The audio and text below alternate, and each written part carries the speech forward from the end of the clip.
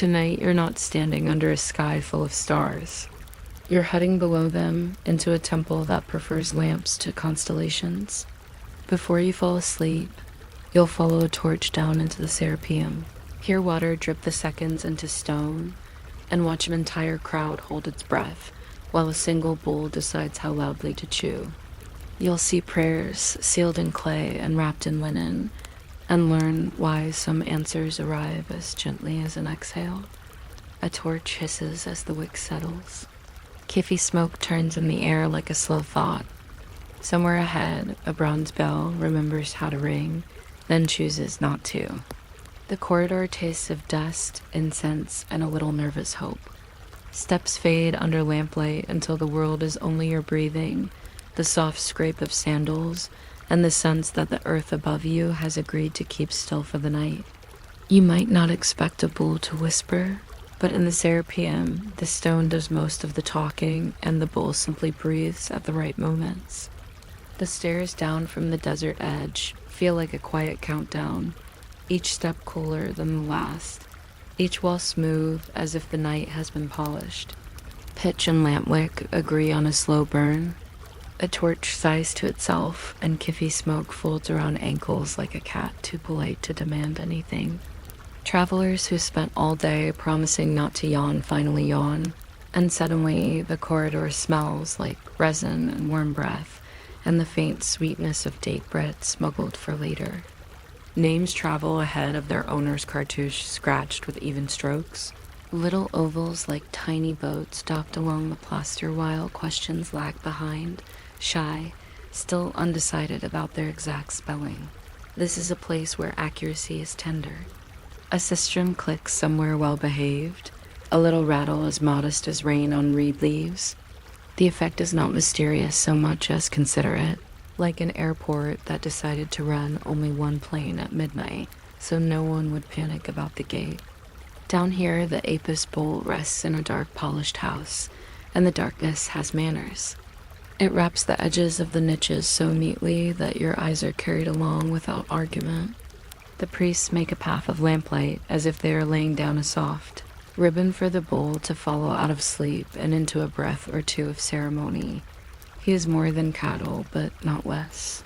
He is a warm body with a very particular schedule, inhabited by the breath that moves between Pata's craft and Osiris's careful company. You are shown the horn with fresh polish like moonlight captured and smoothed. A boy wipes it again, just because it is what his hands have learned, and he knows the bull likes the rhythm. The stalls are not stalls anymore. They are chapels without doors, rooms that agree to hold the pause. Clay jars ride against chests, each plugged with linen and a bit of wax, a tidy stop to keep tonight's problem from leaking backward into yesterday. At the edge of the gallery, a bead of water ticks once and thinks better of it, which is the sort of punctuality the place admires. The earth overhead is heavy, yes, but down here it is not threatening. It is only weight being responsible and staying where it should. Pilgrims stand where the floor knows footsteps by heart. They run a finger along the shallow grooves of older names, borrow calm from them as if from a library, and post it back when finished. Someone coughs in the polite way that means there will be no second cough. There is a rustle of papyrus as a helper unfurls a strip and scribes a sentence with care, and the sentence is small enough to sit on your palm. Questions here are not long speeches. The grammar favors a steady heart rate. A good petition is one sentence, one need, with no verbs that shout and no adjectives that keep tapping your shoulder to be admired. The jar that will hold it is the size of an apple and almost as patient. You will write a date even if the night already knows it, because the night is kind but enjoys paperwork. When the doors to the gallery open, cool breath moves in and out as if the building itself is practicing. The bull breathes too, not like thunder but like low surf. The wick flame becomes a metronome and everyone's thoughts try to keep the beat. If they hurry ahead, they come back, counting quietly, 4 in, 6 out. A simple cycle that feels like it belongs in a field. A hoof scuffs once, and this is called favorable by those who keep score without numbers. A tail flicks left, and this is caution, but gentle caution, like a librarian tilting her head rather than stamping a warning card. Other signs are pauses. A turned head announces a question has been heard and put down where it can nap. Wide stillness means wait until morning. If the bull sneezes, he rarely does. The sigh afterward is interpreted as agreement with whichever. Plan seems least dramatic. The priests never say stop. They say cool. They never say kneel. They say rest. The difference is small and somehow the whole point. Between breathing and bell, there are interpreters who do not hurry, even when nothing is happening, which is often.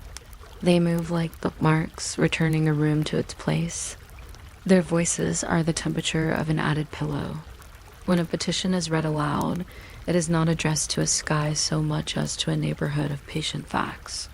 Water is brought in a cool bowl to steady the pulse of someone whose jar grew heavier after he wrote his worry on the small strip. The bowl sits on a reed mat while the priest chooses verbs that have learned linen, words that wrap instead of bite. This is not the venue for revenge or weather forecasts, or any sentence that tries to climb onto a throne. The Serapeum will not bite for you. It will breathe near you until your question trims itself to what can be done by sunset, or by the next market day when everyone is back at their stalls, pretending not to recognize one another's shoes. If someone brings in grief with an edge, the interpreters look at the edge kindly and request it be wrapped and laid to rest across from the north wall until the moon thins. In a very old note scratched onto a potsherd, a priest once wrote that large sorrows must be folded twice for storage. It is a tidy comment that has outlived the potsherd. The bull eats, and it is noted. The bull drinks, and the room takes this personally in a good way. A rattle of the sistrum passes along the walls like a wind that remembers the path. The attendants wash their hands in silence, and later you will discover that each of them kept a small pebble in a pocket for counting breaths, an old habit that continues whether breath is needed or not. The pebbles are only pebbles, but they are excellent at remembering numbers and never complain about overtime. A splinter of myrrh is fed to the flame, and something very small in your shoulders uncrosses itself. The priests have rules about certainty. It is to be avoided until dawn, when certainty is too sleepy to misbehave. Notes are captured as fragments, never verdicts. If an omen can be turned into a sentence that ends with a period, the sentence is sent back until it returns with an ellipsis and a gentler tone. Meanwhile, the gallery listens as if it were a single ear suspended from the ceiling on a loop of bronze. People think the interpreters hold power. They do not. They hold timing. They watch the breath of the room and step forward when a word can land without a splash. They do not bless grand plans. They authorize next steps, such as write to your brother using 3 sentences, or leave the jar closed one more night like a loaf that isn't finished. The verbs they choose have a satisfying weight and no sharp corners. Bring, place, mend, wait, carry, think. Sometimes they choose a verb with a cushion like consider, which is both action and leisure and acceptable to everyone who prefers to be told what to do softly. Before they advise, they confess out loud to the wall. This wall is not judgmental. It is limestone and truly cannot care, which is perfect. The confession is not dramatic. It is a practical sweep, as if they tidy their footprints so the next person's steps are easier to see. A mistake is measured in the number of heartbeats it raised. A good correction is measured in the number it lowers. There's no applause for any of this. At most, a little coffee smoke holds still for 1 second longer than seems possible. If nights like this keep you company, you might consider subscribing. And if you share where and what time you're listening from, perhaps the next curl of smoke will remember you there, somewhere between waking and sleep, while the bowl and the stone finish their quiet conversation. There are limits. Questions must be small and reversible. the kind that can be done and undone without anyone losing a finger or a friend. If you ask, will I be loved? The wall gently answers with chalk dust, and you find yourself rewriting, how should I greet the market seller at dawn? This sounds silly, yet turns out to be the only available door. The boundary is not a fence, but a schedule. There will be a start time, an end time, and closure, and no lingering threads catching on the sandals of strangers. The Serapeum is allergic to dangling intentions. When someone has nothing to ask, they sit with a jar anyway, and the jar is a courtesy seat for unnecessary worries. The bull lowers his head at exactly the speed that keeps a reed from trembling, and everyone notices without needing to remark. Sometimes the best answer is to tidy the bed, which is not symbolic so much as optimistic about sleep. On rare evenings, someone attempts a grand topic. The interpreters let the jar rest on a corner of the mat and lay a lily across it, as if to say this conversation has already been beautifully concluded elsewhere. Toward morning, jars are opened one by one. The sound they make is small but official, a little kiss of wax letting go. Papyrus shuffles like rain upon an awning. The air wakes slowly and looks the same as before, which is what people hoped for. Not all questions make it onto walls. Some are folded back into pockets with the string and taken home to wait inside a box with dried mint and little photographs. Others become steely, and this is how history collects its quiet trophies. A cheap fired stone painted with spare signs, a palm of red, a hand that didn't tremble. These steely line the outer halls with a gallery of barely stories. A dog recovered, a ship arrived. A fever walked out the door without saying why. The details are not biography, they are receipts. Bread and beer and oil are paid to the temple and to patience, and patience returns change in the shape of unremarkable mornings. After the answer, the rule is to choose one gentle action and attempt it before the next sunset. It is never to announce a transformation. It is to move a mat closer to the window, to write a letter without flourishes, to say the guest's name first at the threshold, to leave a first sip of water for the family goddess who is not invited but always attends. The priest says a bedtime line that works better than any spell. Rest filters heat from meaning. You feel that happen inside your head, the way a sieve lets water keep moving until only the clean grain remains. Outside the desert remembers it is mostly a patient wind. Inside the passage, the torches sigh out and the wick gives a last calm spark, as if to mark a chapter's end. The bull drowses, which everyone takes as permission. The earth keeps its whispering lesson to itself. Even later, after the sand has made its soft noises against the edge of your sandals, and the sunrise has thought things through without hurrying, there is time to compare notes with facts. This is not dramatic, only friendly. You will discover that the oracle agrees with very old wisdom, such as write shorter messages to friends and eat earlier. You will also discover that you took better breaths in the Serapeum because everyone else did, and this kind of teamwork is under-advertised. The calendar says it is day 5 of a month whose name keeps company with frogs and fields. Somewhere beyond Memphis, the Nile tests the banks with its habitual curiosity, and a boat's prow points toward ordinary matters, which are the temple's favorite miracles. If the night offered a sign through hoof and blink and warm silence, it now asks for quiet household repetition. You do not feel commanded. You feel given a small list written in pencil and folded twice, so it fits into the pocket that is easy to reach. On the way out, you pass the names again. They are not impressive. They are accurate. Some are misspelled in the same charming way across several visits, which means the hand that wrote them remained itself, and no tragedy occurred. A priest with careful eyelashes dusts a lintel and hums an old fishing song. You can almost hear the verses around the curve. Do not catch the river, catch the breath that travels just above it. A few pilgrims pause to press their forehead against the cool stone that once held the jar of a friend.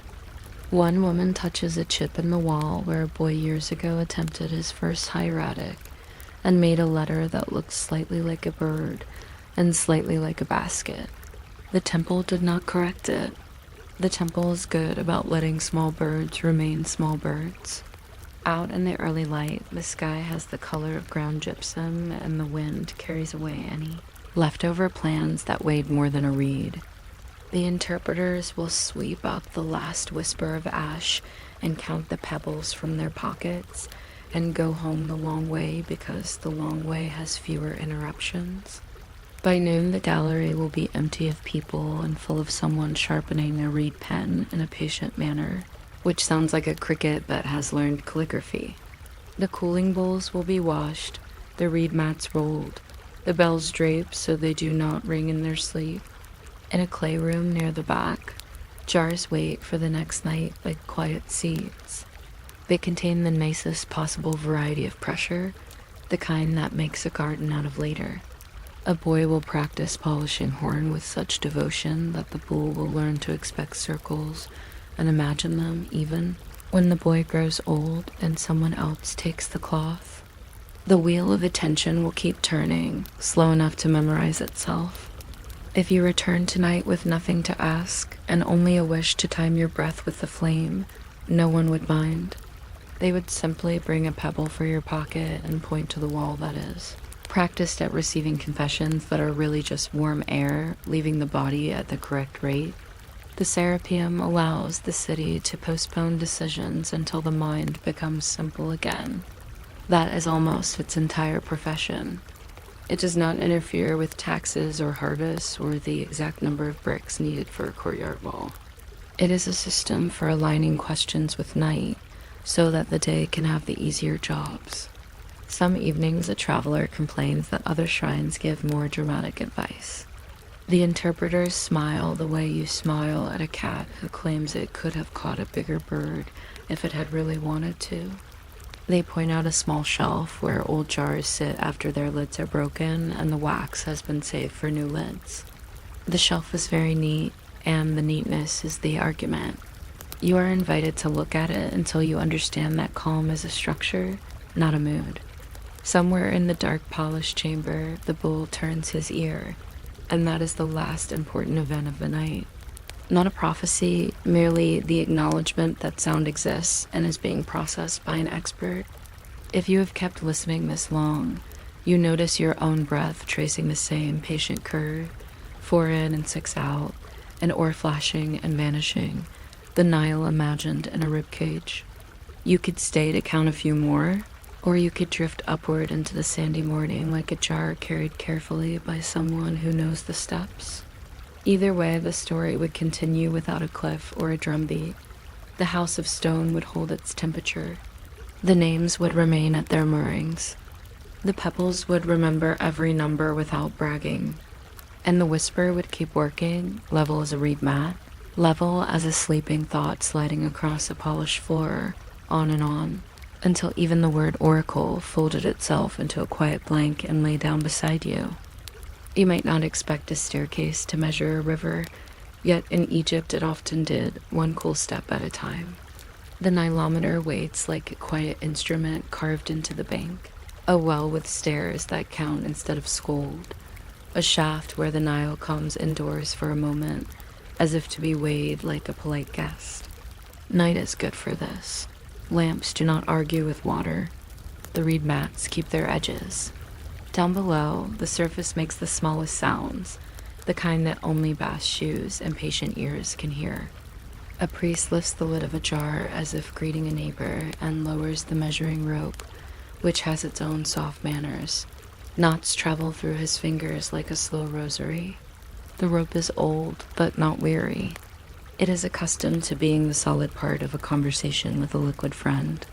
Somewhere above, a jackal barks twice and seems satisfied with the echo. The river is awake, someone says, meaning the number will be interesting. If you are somehow still awake with it, you may subscribe to the ancient custom of counting along no fee, just the small cost of a breath in and a breath out. The timeless plan that even Raza's crew uses when the night boat glides past the cliffs and everyone pretends not to notice how many stars are absent. The steps shine faintly where hands have polished them without trying. They are soapstone in attitude, even when they are limestone, in fact. Soot stripes mark the places where torches rested in other years, a vertical calendar of flames. Frogs keep counsel at the edges, making small decisions that sound like rubber sandals.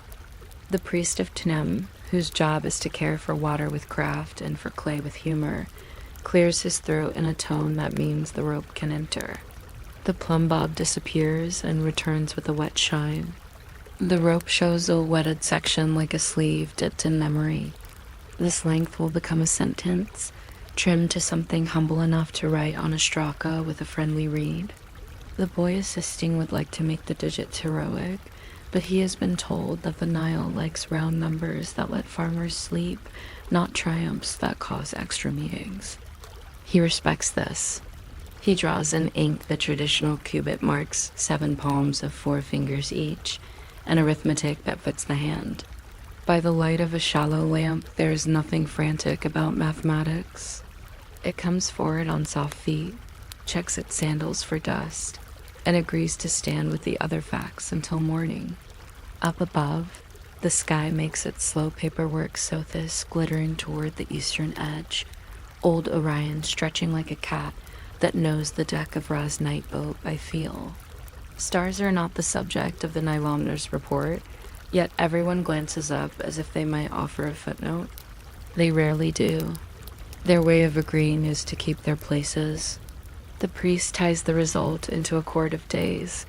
Last week's height, tonight's height, a memory of last year's high crest, and a small smile at the year when the river announced itself with extra confidence and kept the brickmakers busy rehearsing how to stack dried mud quickly.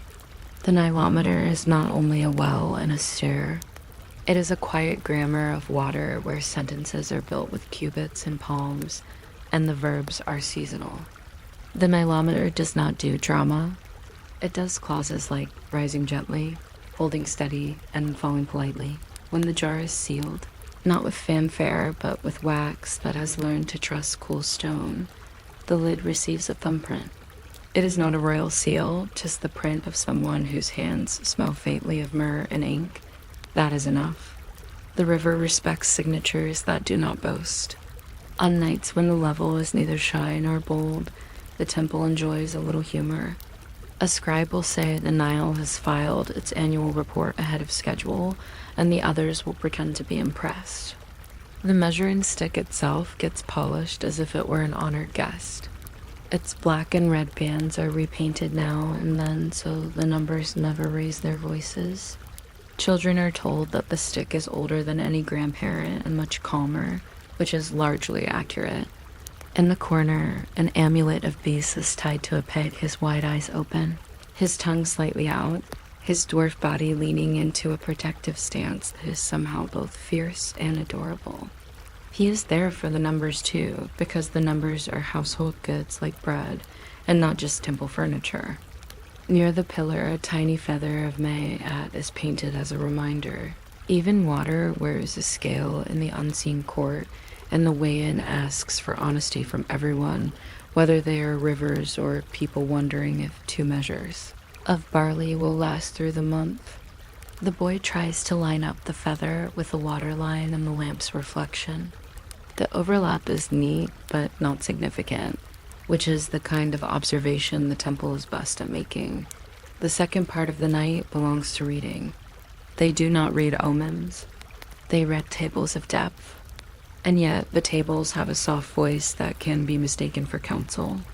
A steady rise means the island fields will ask for more hands to lift the floodgate screens, and in exchange, the state will probably ask for a bit more grain. This is not catastrophe. This is choreography. A slow fall means the oxen will walk the basin walls once instead of twice, and the irrigation scribbles in the margins of reeds will decide to stay legible. There is a priest who is famous for listening to draft channels with his ear pressed against the ground, a man who can tell you whether water feels like going left or right tomorrow.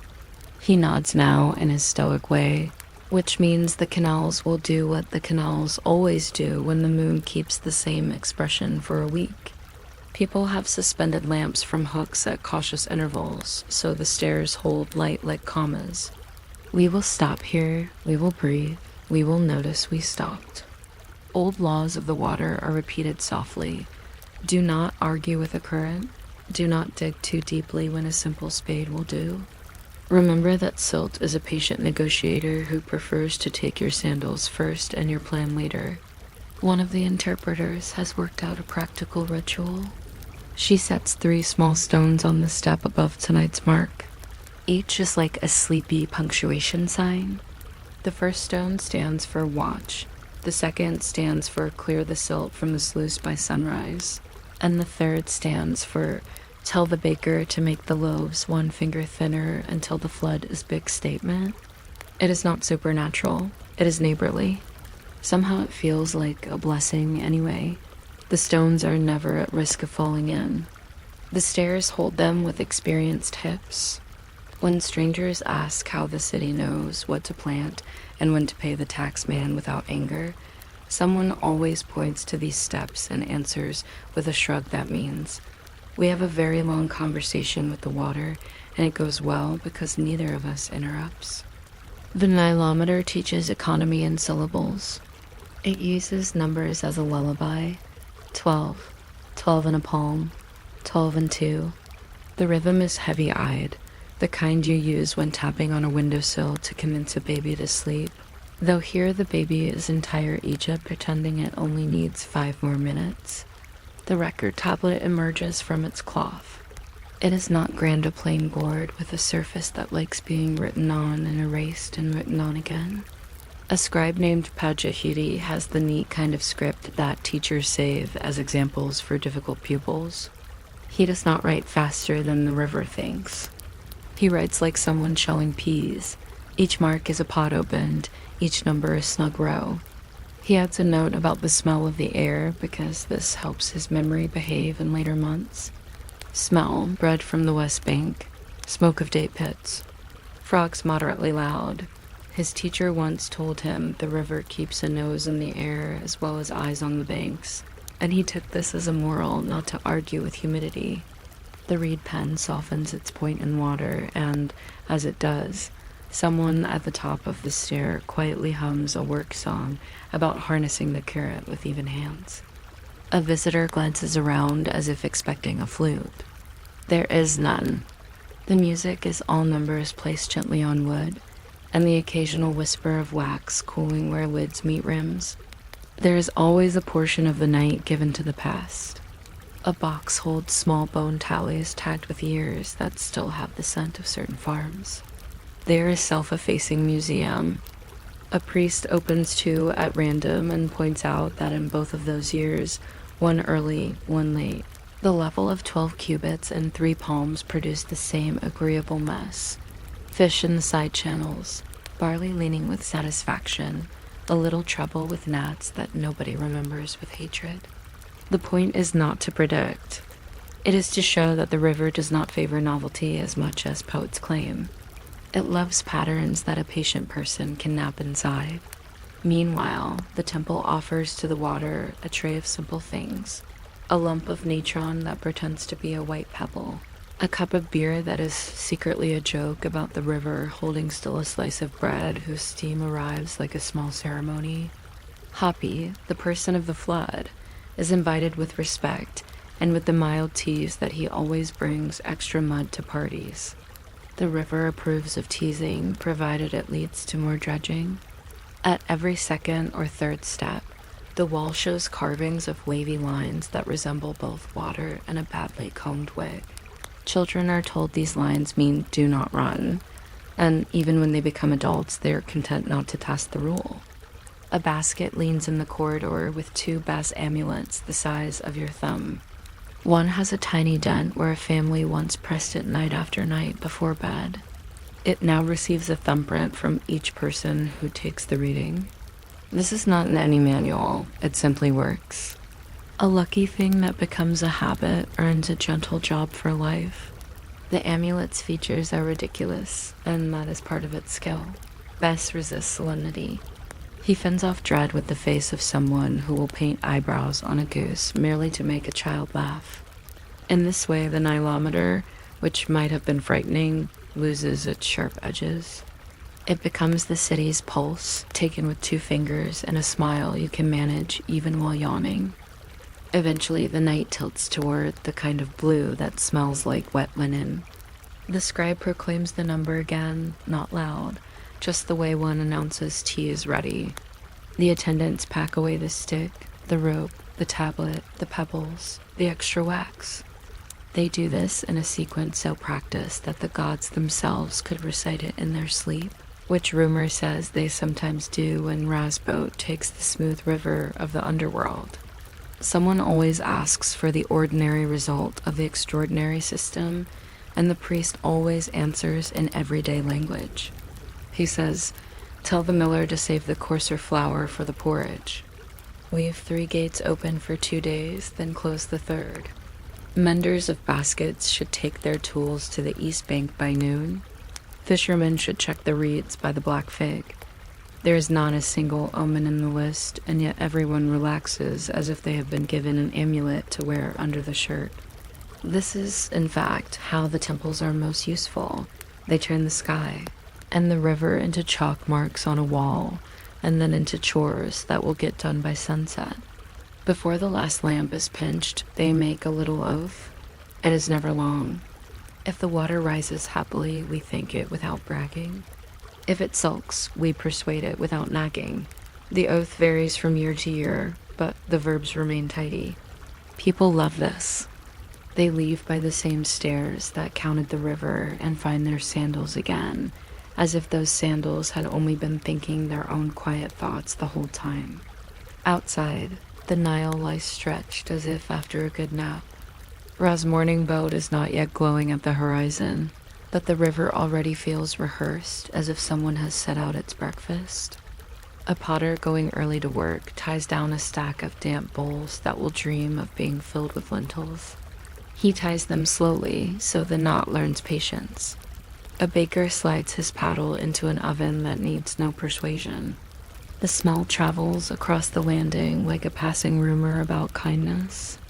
When the city fully wakes, the night's number rests inside it like a smooth pebble at the bottom of a jar. Farmers talk about it by talking about other things. They say it will be a year of ordinary sandals, not the big mud boots. They say the lemons will be funny in shape, and the cats will find more fish smell than usual near the stairs. Children pretend to see the cupids on each other's forearms. Market women fold their claws a little tighter at the edges because they have learned that steady rise often means gusts near the ferry. The government clerk will look at the neat column of figures and quietly adjust tax portions by a fraction. And then he will go home and tell his mother to buy 1 extra basket and 3 less onions. All this comes from the number like a long chain of very polite requests. At night, when the Nilometer resumes its unblinking work, an owl perches on the railing with the air of a temporary accountant. It bothers nobody. The priest puts a small scrap by the amulet basket that reads, in an unreadable private hand, "If you're still up, breathe in 4s and read the waterline only once." He means it as an instruction for himself, but every reader takes it as advice. The river moves in black silk and writes its scripture on the well stones 1 wet line at a time. Those lines will dry and disappear, as minutes do, and be drawn again the next night. And this will seem remarkable only to the nervous. The calm know that repetition is merely devotion that has learned how to stand. If you linger deep into the last watch, the Nilometer gives you its favorite trick. It convinces you that you are a Serapeum, 1 more quiet measure cut into the bank of the world, 1 more steady riser shaped for bare feet. You count the breath as if you could be carved into the shaft beside the numbers and still be useful. You imagine Bas with his determined mouth standing on your shoulder to guard against large worries pretending to be small ones. You remember that Ma Asa's feather is light enough to rest on the lip of a cup and still do its work. Then the rope is wound, the lid slides, the lamp shrugs itself out, and the air gathers all its blue again. You walk away knowing you have weighed exactly nothing, and somehow this makes your step more reliable. The water returns to the river, and the river returns to itself, and the city returns to chores that look very much like blessings if you keep your eyes half closed. And without inviting an ending, accounting continues a soft arithmetic that keeps the banks together night after night, cubit by cubit, until all the steps forget their stairs and become simply the way down into a story that never needs to finish. You might not expect the quietest room in Egypt to be full of tiny scratching sounds, but the House of Life likes to wake itself with reeds. Before sunrise, the doorway is a single rectangle of blue, and inside a shallow lamp sits with the posture of someone who has been early for years. The reed mats remember every footstep. Dust lifts once, approves of the arrangement, and settles back down with professional calm. A scribe unties the cord from a bundle of pens and lets them fan out like a thin reed boat coming to shore. They are not feathers, although everyone loves to make that joke. They are sliced river stems, the sort that grow where frogs hold court. He touches each to a whetstone to open the tip, then breathes on the slit as if teaching it to speak.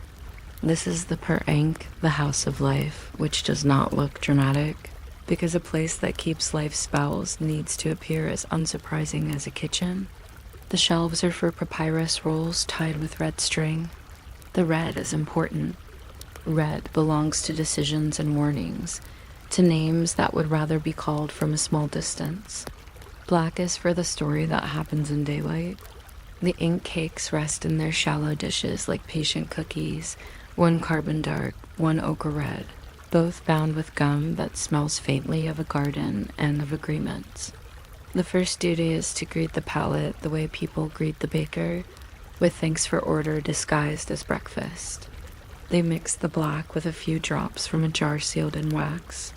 The jar is labeled with a line that translates to water that does not remember last week, which the new boys think is a funny thing to promise, and the older men think is necessary for ink that wants a stable temperament.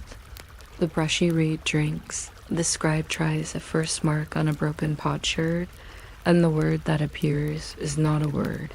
It is the sound of warming up. The room smells of gum, soot, and someone's sandals.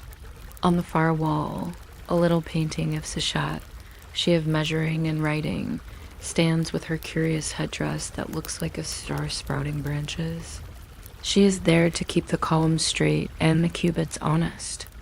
If a line bends, her eyebrows almost seem to rise, which stops the bending. Someone yawns and calls that yawn a prayer. It counts. Everything soft counts here. If you are still awake with us, you could subscribe to this long, low tradition by relaxing your shoulders as if they were scrolls taking their own shape. The House of Life accepts that as a reasonable offering. A boy named Hori carries the reed pen box like a tiny coffin for sleep and sets it down near the lamp. He has already learned that pens like to be turned as they write, the way an oar likes the water to slide differently at the wrist. The master scribe, who knows a good many more things than he shows, takes up a palette that belonged to his teacher, and before that to his teacher's teacher. It has two wells, shallow as a human breath, and a groove where a pen can rest when it is thinking. Down the hall, a sandalsmith mutters about straps and time, and Hori copies the murmurs as if they were a line of determinatives. The master draws a grid with a light hand. The squares are called fields, which makes everyone write more carefully, as if not to step on the crops. The first assignment of the day appears in red, appropriate because red wakes the attention the way a rooster does without the noise. He writes, a hymn for crossing water while staying calm, a perfectly reasonable topic in a city that measures its mood in cubits. Then in black he adds the beginning, words to be spoken when the boat nudges the bank. The phrase sits down at once. It knows this house. Almost nothing in the House of Life is fast, except the way disagreements are forgotten. A second scribe taps his palette against the table, and little crumbs of red chip free. He keeps those chips in a tiny jar labeled Emergency Courage, which he offers to young writers before difficult spells. The spells are not dramatic, and that is their prestige. They are the ones you use when a child refuses to sleep, or a fisherman must remember a list, or a grandmother wants the correct names to call a fever by, so it will send a polite apology and leave. The masters say that great magic is for temples and diplomats. Household magic takes care of everything else. When a new copy is made, the old copy is not insulted. It stretches like a cat, glad to be relieved of duty. The new roll is measured against it, eye to eye, sign to sign. If there are 3 mistakes, the text will quietly ask for tea. If there are none, the red string ties itself straighter with a tone of modest triumph. On the shelf to the left, a stack of astraka waits for quick notes. Astraka are the gossip of pottery, clean and ready, happy to carry a line or 2 for a day, the useful equivalent of a sleeve you can write on when nobody is looking. Hori loves them because mistakes fall off them like leaves. His friend Teddy prefers papyrus because it crackles when unrolled, and crackling makes every room pay attention. The teacher reminds both boys that the mouth that opens words should sometimes close around breath, the oldest punctuation. 4 in, 6 out, he says. A prayer to Thoth doubled as a recipe for legible strokes. They breathe together, and the lamps blink as if nodding. In the corner, a tiny bronze bust leans out from a shelf to ward off clumsiness. He has a face like a parrot who healed a scraped knee without asking questions. On days when Ankh will not keep a line, Base receives 1 crumb of sweet cake from the kitchen, and it appears to help as much as anything else. When the sun finally steps into the doorway, the room does not change its mind. Daylight is welcomed, but the house keeps the same voice it used in the dawn. A woman from the market comes to ask for a copy of a lullaby that uses the names of fish. She swears it works, even when the child in question does not like fish. The master nods and begins the list of Nile creatures that agree to supervise Naps tilapia that drift like quiet fans. Catfish that count to 10 with whiskers, mullet that follow the moon as if it were a supervisor. He writes slowly so the words carry the rhythm of rocking. A little stamp in the corner shows the date by regnal year and the day by the good and the not so good column, because the calendar has opinions. Some days prefer negotiation, some days approve of mending nets. The scribe chooses one of the cheerful days to encourage the song's bedtime task. He does not argue with the calendar. It has the memory of everyone's grandparents, and it is not easily swayed by flattery. Later, the table becomes a tiny shipyard for amulets that wish to be words before they become beads. A string with a loop is laid down, and around it the spell is written in a circle, each sign facing inward, as if to watch over the wearer. A protection of Sa, the papyrus shelter sign, is added at the top for shade. The text mentions crocodiles with great courtesy and explains that they are excused today from their usual passions. To be thorough, a few phrases are written backwards at the end, not because anyone will read them in a mirror, but because troubles dislike schedules and must be followed into their alleyways. The master uses red for the crocodile's name, nudging the animal to see the boundary.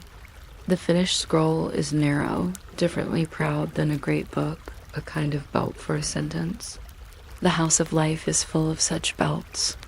It keeps them wrapped on pegs with the carefulness of a garden keeping onions out of the sun. Shortly before noon, Ankh is straining to become afternoon. That is when the copying of a household ledger begins, a drowsy epic about jars, loaves, and the amount of oil that counts as a little more. The merchant's handwriting is excitable, so the house calms it into rows, changing 50-something into 50. The scribe adds a thin line of commentary. If it was 51, the gods will forgive the ambition. The merchant laughs into his sleeve and accepts the verdict, because he remembers childhood games in which Ra's boat reached the same bend in the sky at the same time every day, whether or not anyone had been especially good about chores. The ledgers love the scribe who writes as if he is talking to a friend across a quiet table. On the back of the tablet, a child's drawing of a dog has been preserved by accident and reinked carefully, so the dog may continue to run nowhere forever.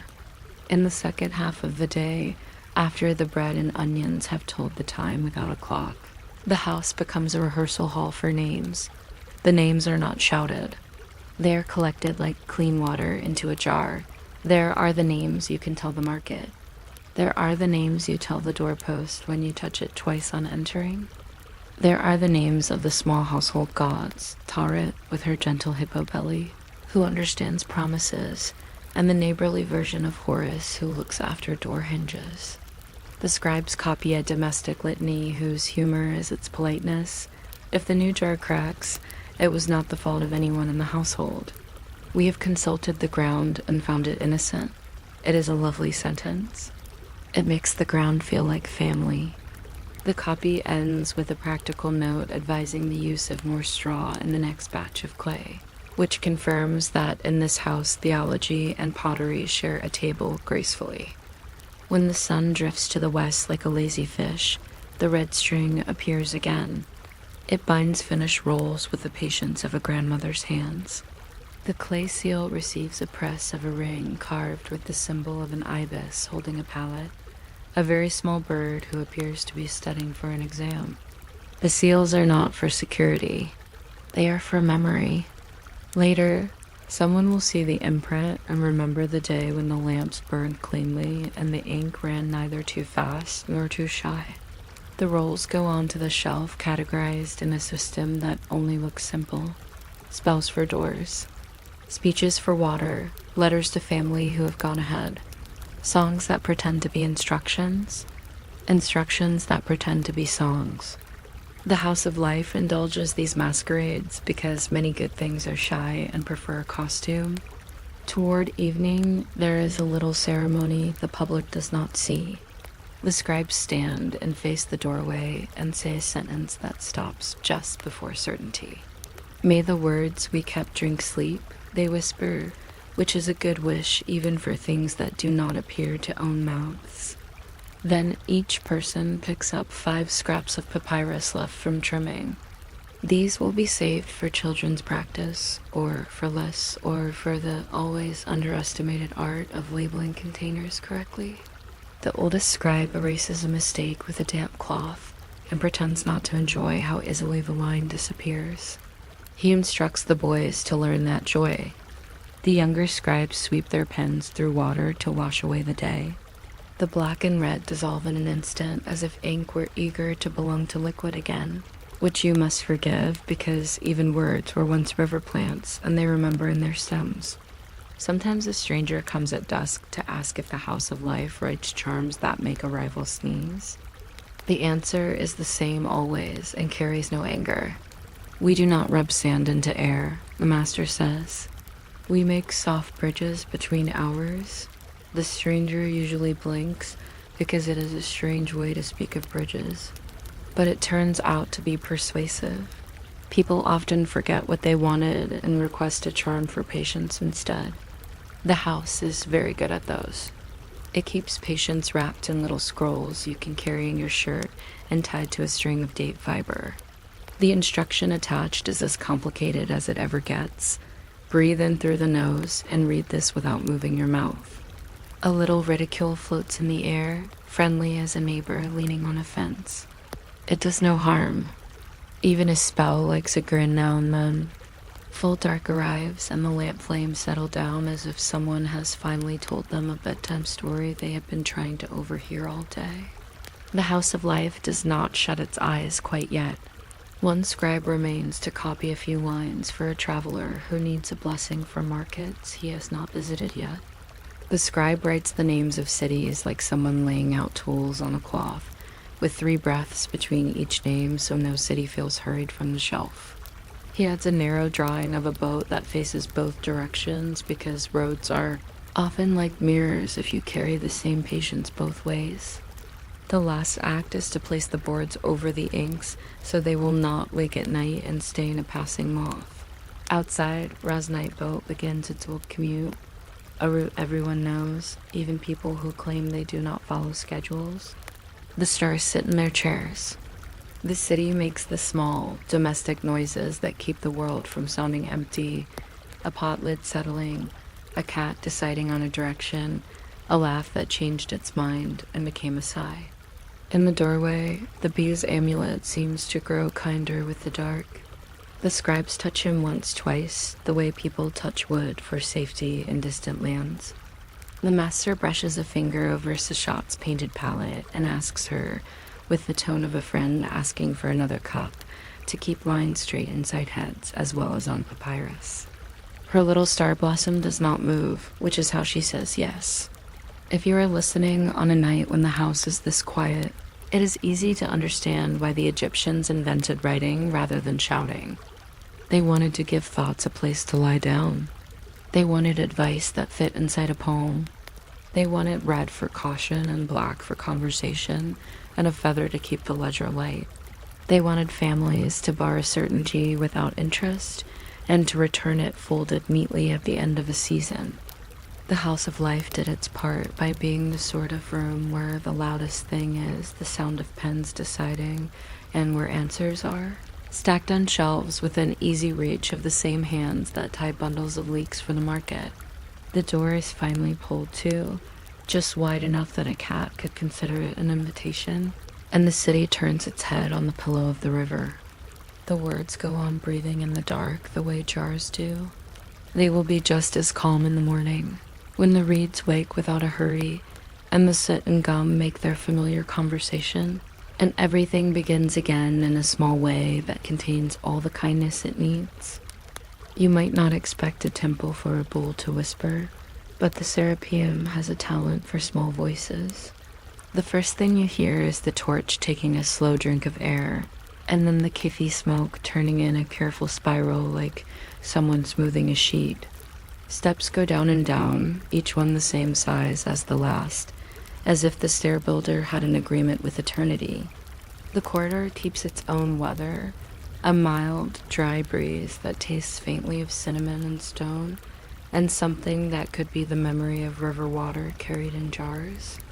The lamps mark the pace, and the pace is not ambitious. Pilgrims come in ones and twos, and none of them walk as if the answer is about to run away. They touch cartouche that someone carved with merciful patience. The carved names are not loud. They are like labels on drawers, reminding the stone who lives here. On the walls, little bands of hieroglyphs refuse to hurry past. A water ripple, a folded cloth, a loaf so carefully drawn that you can almost hear its crust trying not to crack. A clay jar rides against a priest's chest, sealed with linen and wax, more question than jar. Nobody pries.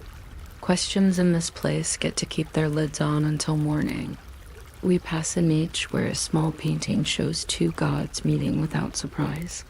Pada stands with his quiet workman's calm. Osiris meets him with that professional stillness he invented for green things that have to die, and then behave gracefully about it. Between them, where breath goes when it does not quite belong to one world or the other, stands the Apis bull. He is polished to a gloss, not for vanity, but because holy things like to remind the eye what attention can do. Attendants lay garlands of papyrus that will keep a good smell only a little while, the perfect length of time for an evening promise. Those on the leading rope hush themselves the way people do when entering a library. We do not think of the Apis as merely an animal. He is not a head of cattle in a fine mood. He is a fairy that breathes. Tonight the gallery is full of listeners. Nobody sharpens questions here. They dull them gently like knives being put away at the end of dinner. There is a rhythm to untying worry.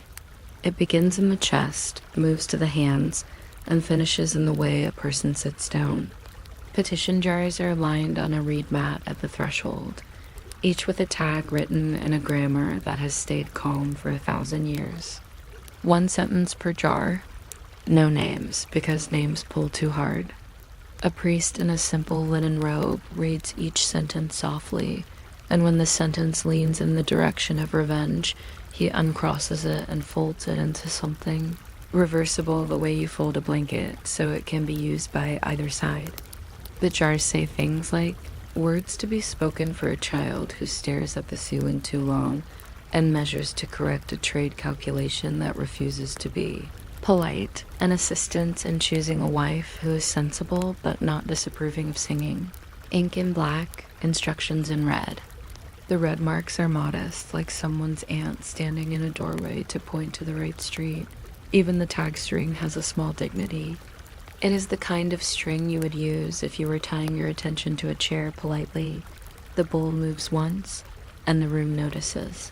He eats, which is a good sign. He drinks, which is another. He chews without haste, the priest nodding on an invisible beat. The little bronze sistrum clicks, then rests. A hoof scuffs. That counts as positive. A turned head. That is caution. A long stillness. Wait until morning. The gallery listens as if it has become a single ear. A lamp flame acts as the metronome of the night, beating the seconds into a pace that spreads over the floor. When thoughts start to wander, and really, who would blame them at this hour? The guard's breathing brings them home again. 4 counts in, 6 out, like steady oars. The apis breathes too, and this is considered very encouraging. More encouraging still is that he seems to forget we are there. Certainty sleeps in this room until dawn, and so do most of the pilgrims. An old woman sits near the back and unrolls a tiny piece of papyrus that holds a song meant for feet. She learned it as a girl walking behind a donkey with clay jars, and now she hums it under her breath to make time lie down. The melody has exactly as many notes as there are tiles between her and the door. Another petitioner holds a toy boat in his lap with the seriousness reserved for accounting. He plans to float it on a bowl of water when he gets home, following Ra's schedule with a domestic spoon for a paddle. Someone somewhere coughs in a way that suggests the cough has a vote. The Serapeum approves of all these small efforts. Large gestures tire quickly. Small ones walk the length of night without asking for a break. Down the side passage sit the interpreters, the readers of breath. Their work is not to wring prophecy out of the bowl like juice from a pomegranate.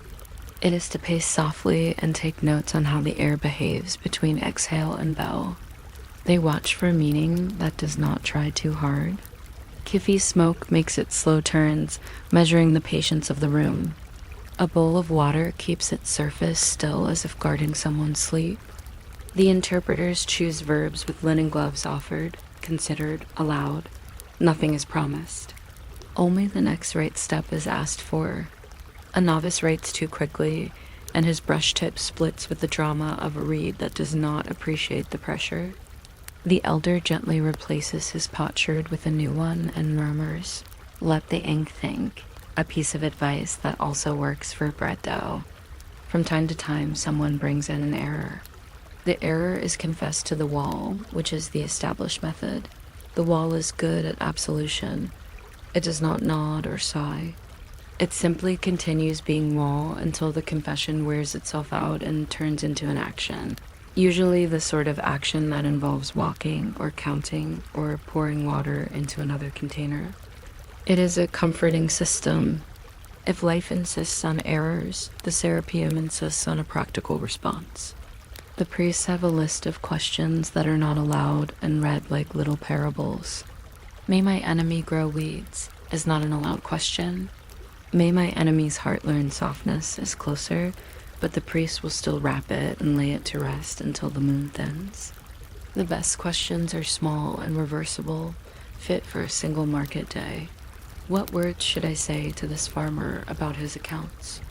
Which door should be opened first when the flood recedes? How do I stop a lamp from smoking? The bull is not a judge. He is a breath crossing a threshold. The limits of asking are a kindness, not a punishment. Boundaries begin, end, and close. There are no lingering threads. The Serapeum does not enjoy threads. In the cool hours before dawn, the oracles are gathered like night flowers that open once and then fold. The priests write them as fragments rather than conclusions. The fragments travel better and do not stir up dust. A hoof shift becomes proceed with care near water. A satisfied chew becomes used bread, and oil rather than expensive promises. A calm tale becomes wind will help if asked politely. A turned ear becomes listen, where you would normally speak. When nothing at all happens, and this is not uncommon, the note reads, wait no longer than the afternoon. It is generous advice. People pretend to like decisive somersaults of fate, but an instruction that behaves like a neighbor leaning on a gate is more useful. The gallery accepts this truth with gratitude disguised as yawns. Dawn collects itself faintly at the voiceless end of the corridor and begins crawling along the floor. Jars are opened. Papyrus tacks rustle like a small rain. Some answers are clearly what they want to become. Those are transferred to limestone and set up as stele in the lane outside, where the words can stand in sunlight beside the honest chips of the sculptor's chisel. Cheap limestone is perfectly fine for gratitude. The gods do not take offense at thrift if the incense is measured properly. Other answers prefer to stay on papyrus, folded with the string and kept close to the body like a promise that fits behind a rib. A few are declared undecided and return to their jars with a sympathetic note that reads, not yet, or not this door. The Serapeum has graceful ways of saying, perhaps that other institutions might wish to borrow. Offerings follow the administrative mood of the morning. Bread, beer, oil, nothing glamorous, but everything required for a day that hopes to pass without unnecessary arguments. One man brings a careful drawing of a loaf and asks if the drawing counts, which earns him a look that is not unkind, but very clear. He returns with an actual loaf. The priest accepts both, because drawings are fine for teaching and loaves are fine for everyone else. Small paw marks of paint go on the stilly edges, not because the gods need decorations, but because human eyes enjoy a boundary that says, here ends the gratitude and here begins the wind. The smell of the kiffy changes as the night's stories finish. It becomes a morning smell, lightly medicinal, like a friend who always carries a bit of mint for other people. Before people go, each is asked to name one gentle action to attempt before sunset. The oath is short and behaves like a clean cup. Someone promises to subtract slowly rather than quickly. Someone very bravely promises to reply to his uncle without explaining everything.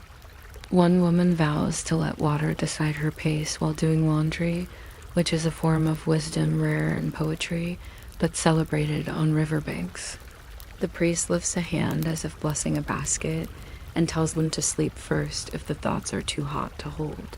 There is no reward for wrestling with overheated ideas. The House of Life says the same thing, and the Serapeum has learned from the librarians that many emergencies are really uncooled sentences.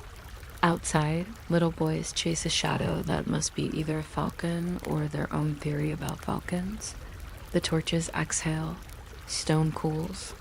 The bull drowses with the kind of dignity only very large animals and small infants possess. The earth keeps the whisper.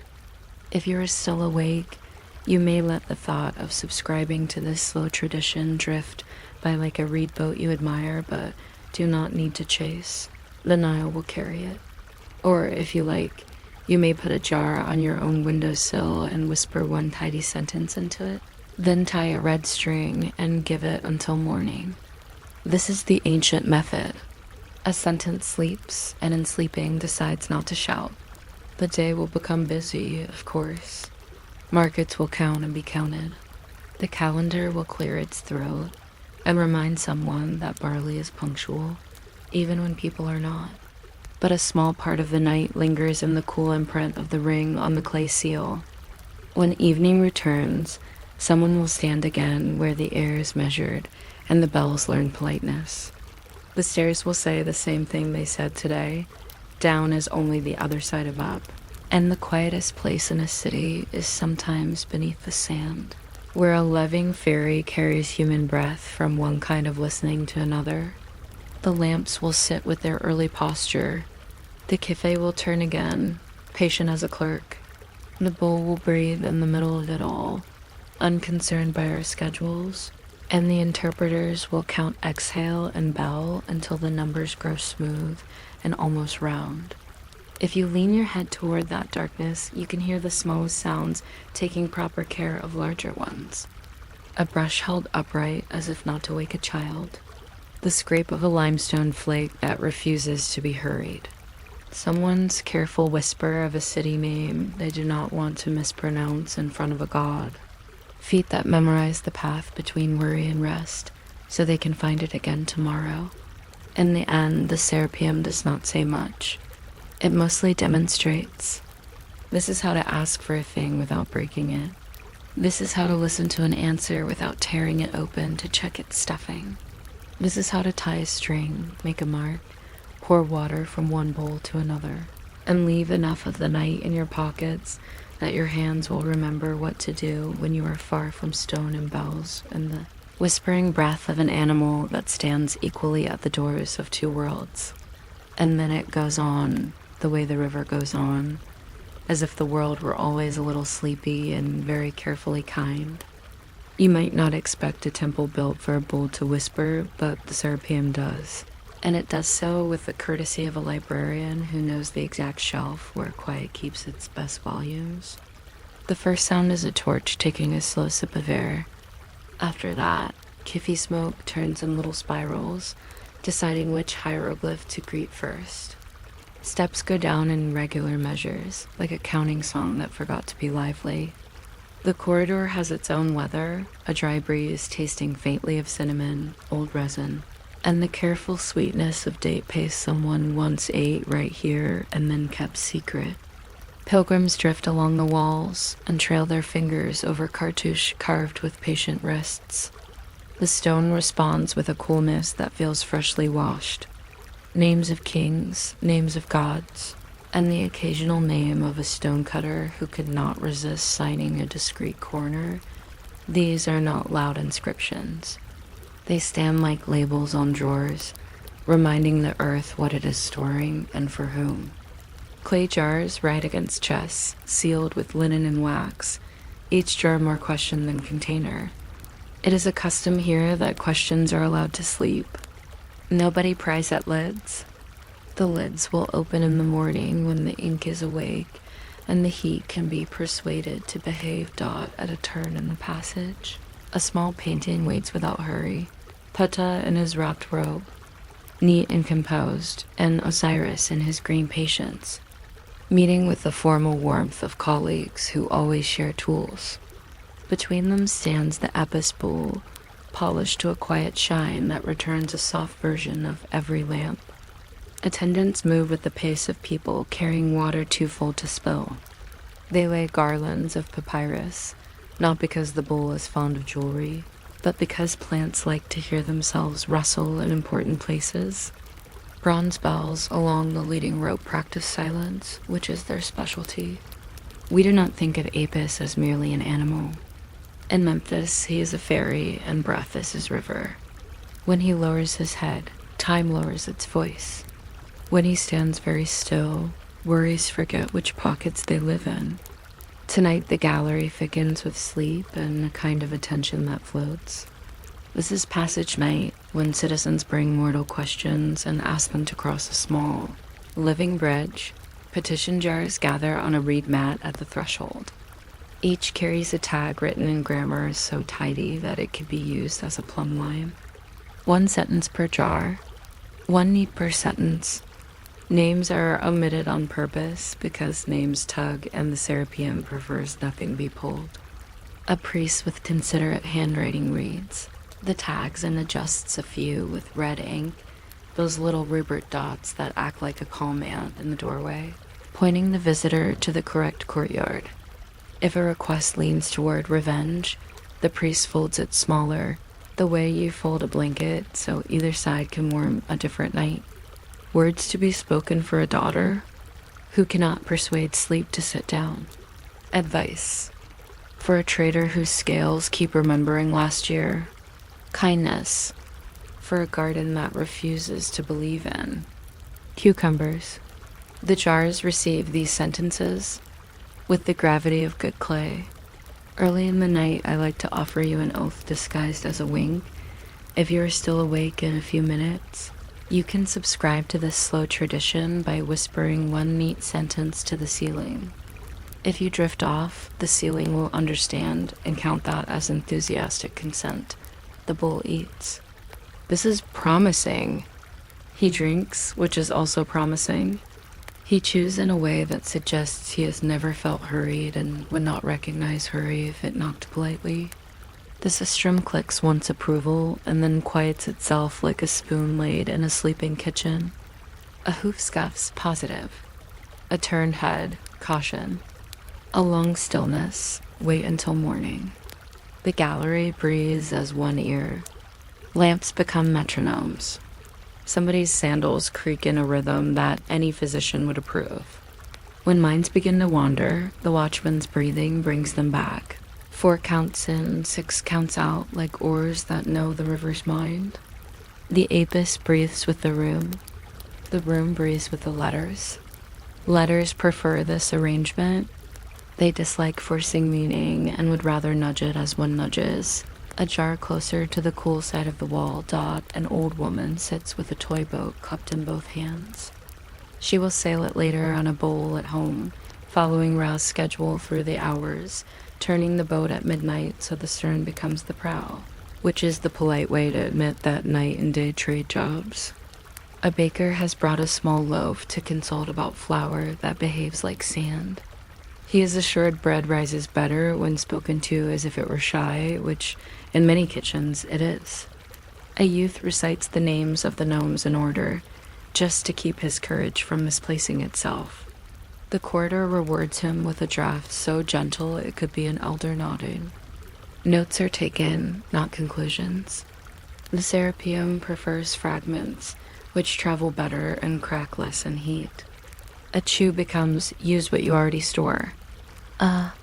Tail stillness becomes let the wind finish the sentence. A blink becomes count your measures without discussing them. The night approves of this modesty. The stars, who have seen many plans, look in now and then and never object to edits. Down the side hall, the interpreters walk their measured loops. They are called readers of breath and study exhale the way scribes study rubrics. Their sandals know every cool patch in the floor. Kiffy smoke curls like a line of script deciding where to settle. Beside the doorway sits a bowl of water with its surface calm as a good neighbor. The interpreters choose verbs with linen gloves, offered, permitted, tended. Promised rarely appears. The Serapeum does not advertise guarantees, only directions that have already been swept. One novice writes too fast. The reed splits with a dramatic sigh that suggests the reed resents being rushed. The elder replaces his shard and says, "Let the ink think." The advice works for bread, floodgates, and marriages that were invented too quickly in summer. Errors come here, but they do not make speeches. They are confessed to the wall, as is customary. The wall is old and has outlived all performances. It promotes a style of honesty that fits into the time between 2 breaths. After confession, people act, usually something ordinary like counting sacks right to left, or rinsing jars with river water instead of well water, or writing a letter in which adjectives are kept to an agreed minimum. The limits of asking are written on a potsherd hung by the door. The Serapeum will not bite an enemy for you. It will suggest, however, that your own teeth are designed for bread, and bread is a peace treaty that everyone understands before dawn. Questions must be small and reversible. If they cannot be reversed by sunset, they are turned into maintenance tasks and carried to the next market day. A grief that burns is wrapped and laid to rest until the moon thins. Nothing is rushed toward daylight. Night values slow translations. A runner from Memphis brings a narrow strip of papyrus with a governor's query about river dikes. The interpreters do not lean over it with panic. They breathe, read, and answer with the same grammar they would apply to a farmer's hen house. The bull turns an ear. Listen where you would normally speak. The bell does not ring, which is also an answer. Someone else asks for a child. The request is folded once, then again, and placed beneath a limestone chip with a dot of red on top. The red is not for magic, it is for memory. Even in temples, most solutions are careful filing. This is the pleasant secret of ancient religion. A great many miracles are administrative. Dawn grows from a rumor to effect. It collects on the floor stones, travels up the walls as if climbing, and touches the ceiling only when it is perfectly sure it can keep its balance. Papyrus tags breathe like leaves after rain. Jars are opened. The priest reads each sentence in the same voice he would use to recite a recipe. Some answers want to become limestone and stand in sunlight. They are cut as steely with letters that like their own neat rows. Cheap stone is good enough. Gratitude is a thrifty art. Others prefer to remain on papyrus and travel in the fold of a belt, close to the heat where decisions keep soft. A handful of matters receive the temple's most popular reply, not yet or not this door. People nod. It takes practice, but nodding to a wise delay is one of Memphis. Minor athletic events. Offerings in the morning are friendly rather than dramatic. Bread that knows how to sit politely. Beer that understands both celebration and hard labor. Oil that keeps lamps from congratulating themselves too loudly. One eager young man brings a very accurate drawing of a bread loaf and asks if the drawing will do. He is sent cheerfully to buy actual bread while the drawing is tacked to the scribe wall as an example of optimism. The smell of kiffy changes from night thick to morning useful, which resembles a pharmacy deciding to sing. Palm-width swipes of paint go on steely edges, not to impress the gods, who are famously difficult to impress with paint, but to help human eyes understand where gratitude ends and breeze begins. A beetle crosses the courtyard with the best possible posture, as if demonstrating the proper way to push a day uphill before the pilgrims go. Each takes a bedtime oath for the coming evening, which is a charming expression in Egypt meaning a small attempt that will not frighten anyone. Some promise to walk to the river and let the water choose their pace. Some promise to reply to a letter without performing a history of Egypt in the margins. A weaver vows to measure warp with breath instead of old worries. She looks 5 years younger instantly.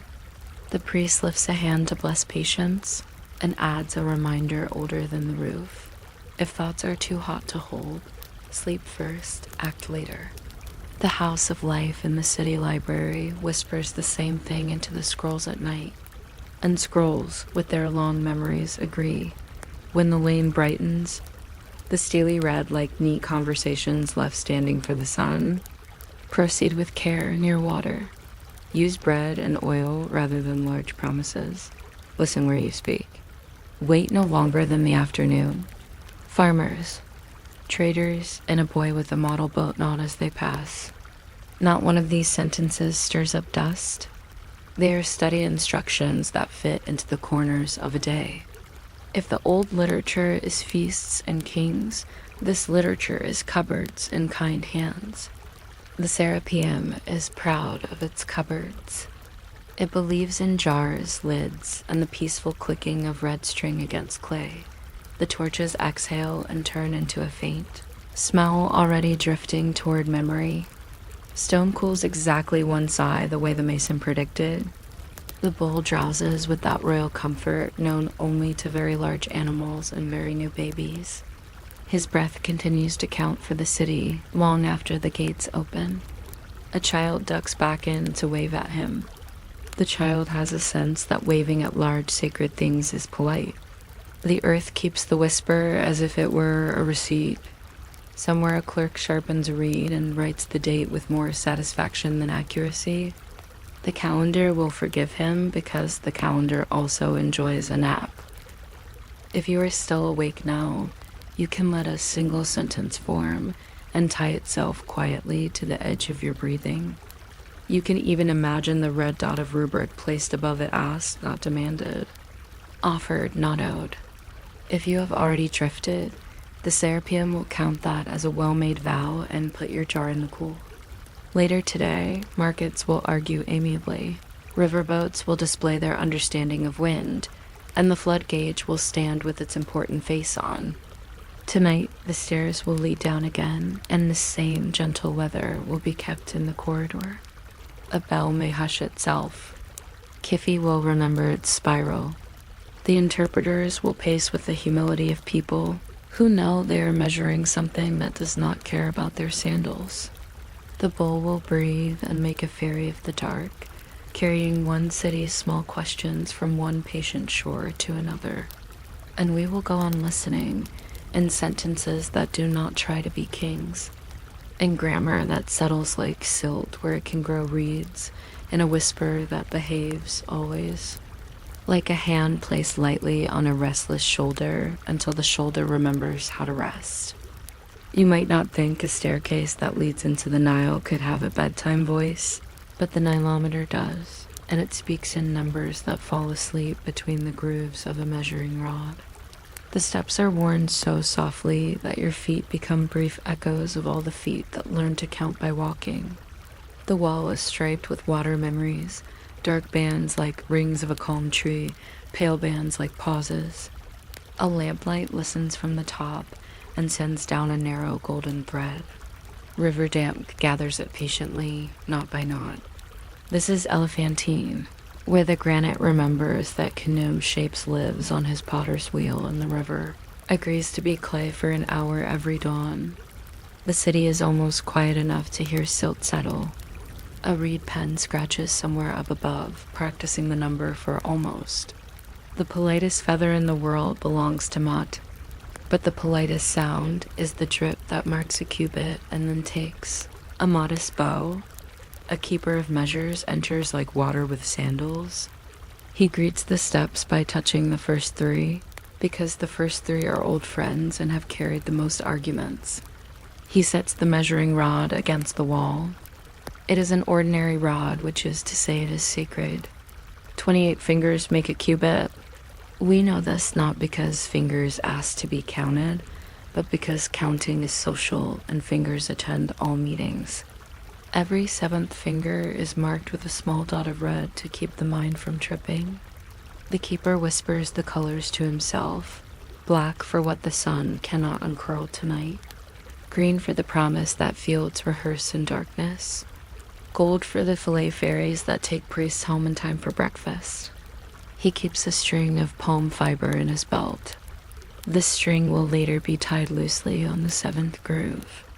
No one needs the string, but the string is a ritual, and rituals are how we teach clocks to sit. He listens. He does not stare.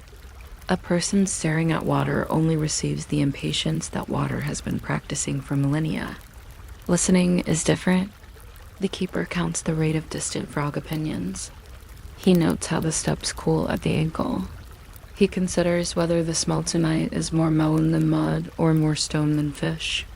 Every detail is a decimal in the old Egyptian style. Small truths stacked beside the big one, making friendly stares.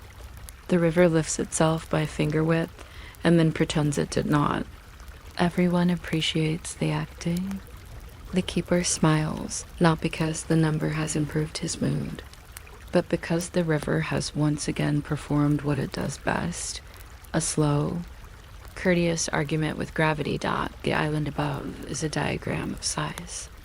Sleep turns over in houses the way papyrus pages turn under a careful hand. At the small temple of Khnum, a potter closes his eyes and continues at his wheel anyway, because good hands spin even while dreaming. He imagines the river as wet clay and the flood as a long vessel that must leave the workshop without fingerprints. A little further away, someone ties a protective Baz amulet to the leg of a cradle 2 fingers wide. A lion dwarf frowning like a kindly grandmother who has learned sarcasm. The amulet's edge will print a faint square on the child's skin. Tomorrow, the mother will call it the God's way of counting along. Base has that reputation, helpful, a little insistent about bedtime. If you are still awake, you can join the archive. It is easy. You only need to count something ordinary in a very forgiving way. Count your breaths to 4 and let the river count the rest. I will believe we shared the number even if you drift off before telling me. If you forget to subscribe to this method tonight, do not worry. The Nilometer subscribes to you. It will add your name in the margin next to measured kindly, and I will sign as witness. Down the stairs, an assistant places a shallow saucer of milk for the river god Hoppy, and a second saucer of beer for any crocodile that has chosen to be philosophical tonight. The crocodiles in this part of the river appreciate philosophy as long as it is poured in a small bowl far from the ankle of the speaker. The assistant recites the very small litany for safe ankles anyway. He also lays a fresh reed across the third step from the waterline as a conversation piece. If the reed floats away, the god is awake. If the reed stays, the god is also awake but pretending to be a shelf. Gods, like rivers, have different styles of yes. The measuring begins, as it always does, with boredom that is proud of itself. The keeper calls out cubits, palms, and fingers to the scribe above. His voice is slow, so the scribe's ink can nap between words. When the scribe repeats the number, the keeper repeats the river's whisper as well. Higher than yesterday by half a finger. Lower than the prediction set on Thursday last week. Temper fair. Hope moderate. Taxes will be reasonable and therefore protested for sport. The scribe adds a dot to show that the reading was taken at a patient hour. Patient hours are the ones that try not to surprise anyone. Most of the hours around 3 in the morning are like that. If a gust of wind arrives, the keeper pauses and rearranges his feelings, so the number is not accompanied by opinions. It is a professional habit, like brushing crumbs from a scroll. A light cough echoes from the staircase mouth.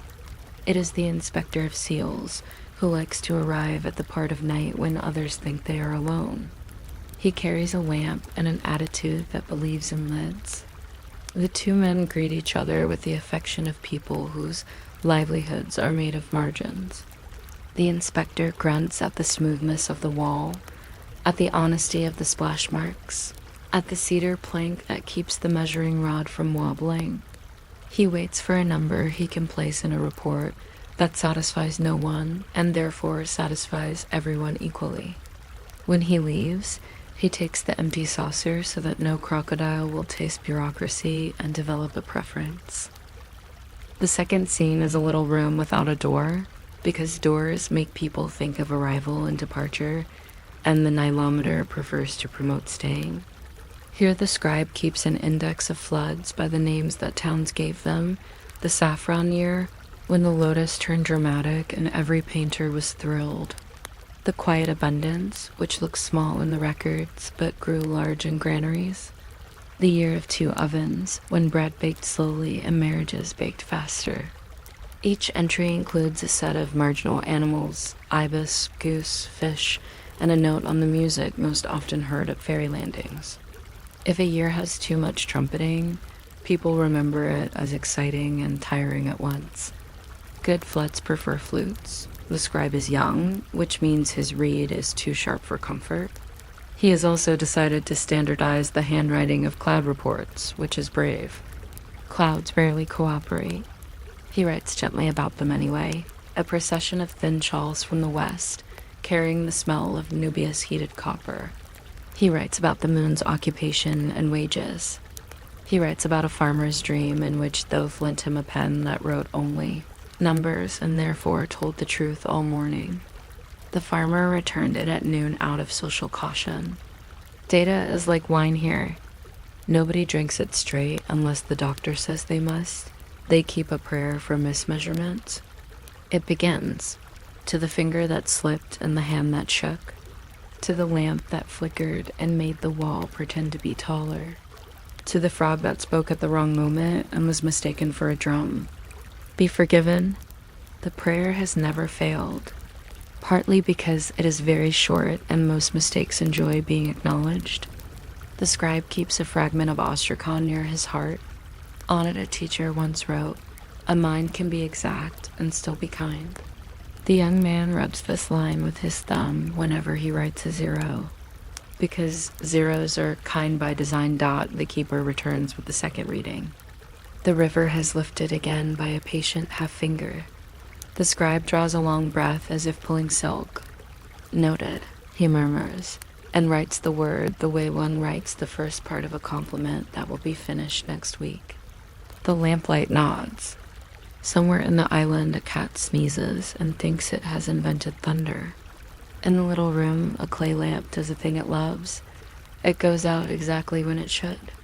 New wick pinch, a breath soft as a librarian. The Nilometer approves and politely remembers the precise degree of that breath for future use. Rules drift down the staircase like evening coolness. They are not written in stone because stone enjoys being a wall and does not take dictation. The rules live mostly in pockets and cups. Do not ask the number to make you taller. Do not ask the number to repay your neighbor for borrowing your donkey and returning it with opinions about figs. If you must ask for anything, let it be the river's patience. If your field is shaped like an ear, plant it like an ear. If the flood is late, practice the alphabet of tools: hoe, net, basket, jar. If it is early, practice the alphabet of naps. Above all, remember that the measure is not a prophecy. It is a conversation with driftwood. At times, the Nilometer becomes a confessional in which people confess to water. I sold the cumin as coriander. Forgive the enthusiasm. I spoke to my mother at Festival Loudness. I pretend to be bored by stars when I am actually afraid they will notice me. The water does not argue. It keeps secrets better than stone because it forgets politely while still remembering where to go. The keeper leaves little remedies beside the confessions: a good knot for too much talking, a simple fishhook for stubborn pride, 2 reeds tied together for uneven temper. Remedies are ridiculous if you stare at them.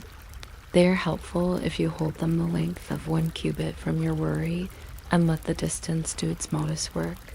Visitors from other gnomes sometimes bring their own measures: a long bone inscribed with inches of rain from the delta, a belt notched for the seasons of cows, a prayer rope made of tiny blue beads, the color of a king's new door.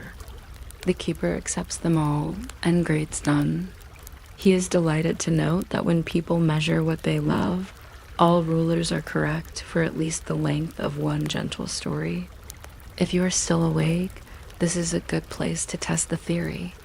Choose something small that you love: a chipped cup, a freckle. The exact sound your curtains make when they decide to be a sail, and let it be the standard by which a minute passes.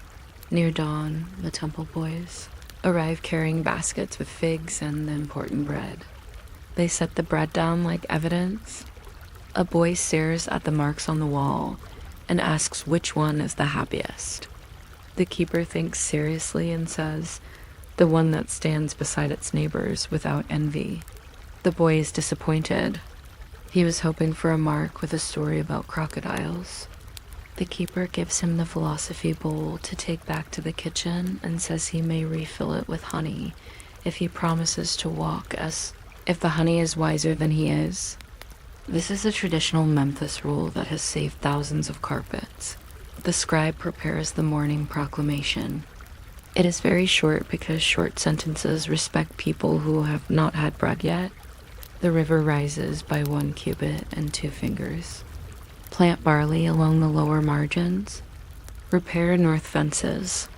Sell promises in small portions only. He adds a line that someone will officiate at the ferry to count goats. Not because goats need counting, but because goats enjoy pretending to resist it.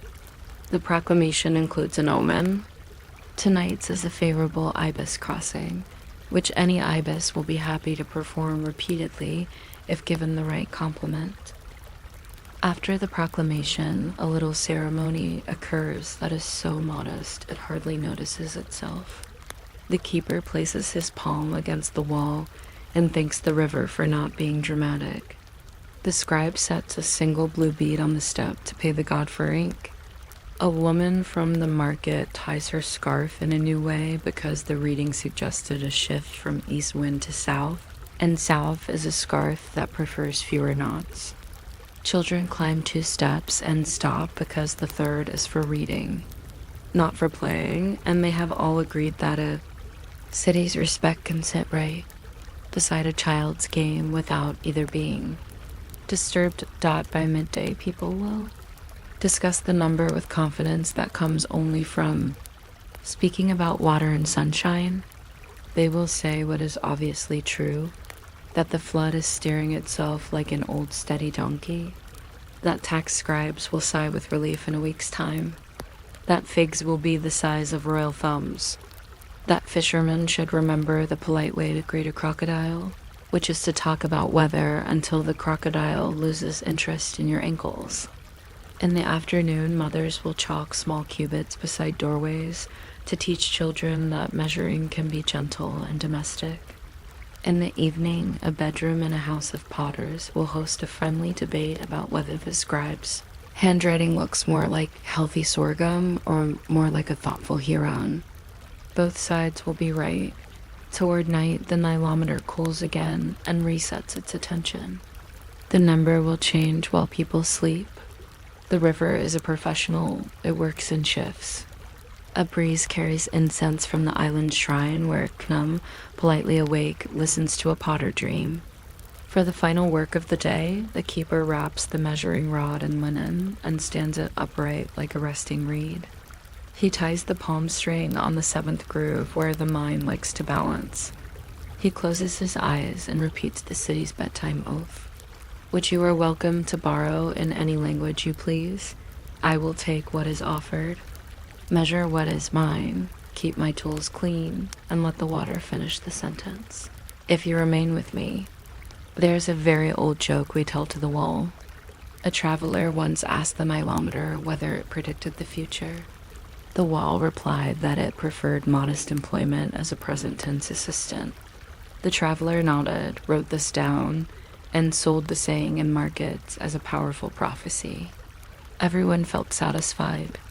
All true jokes in Egypt end with everyone feeling satisfied, and with the river gliding by like a well-behaved sentence that has decided to let the next sentence speak.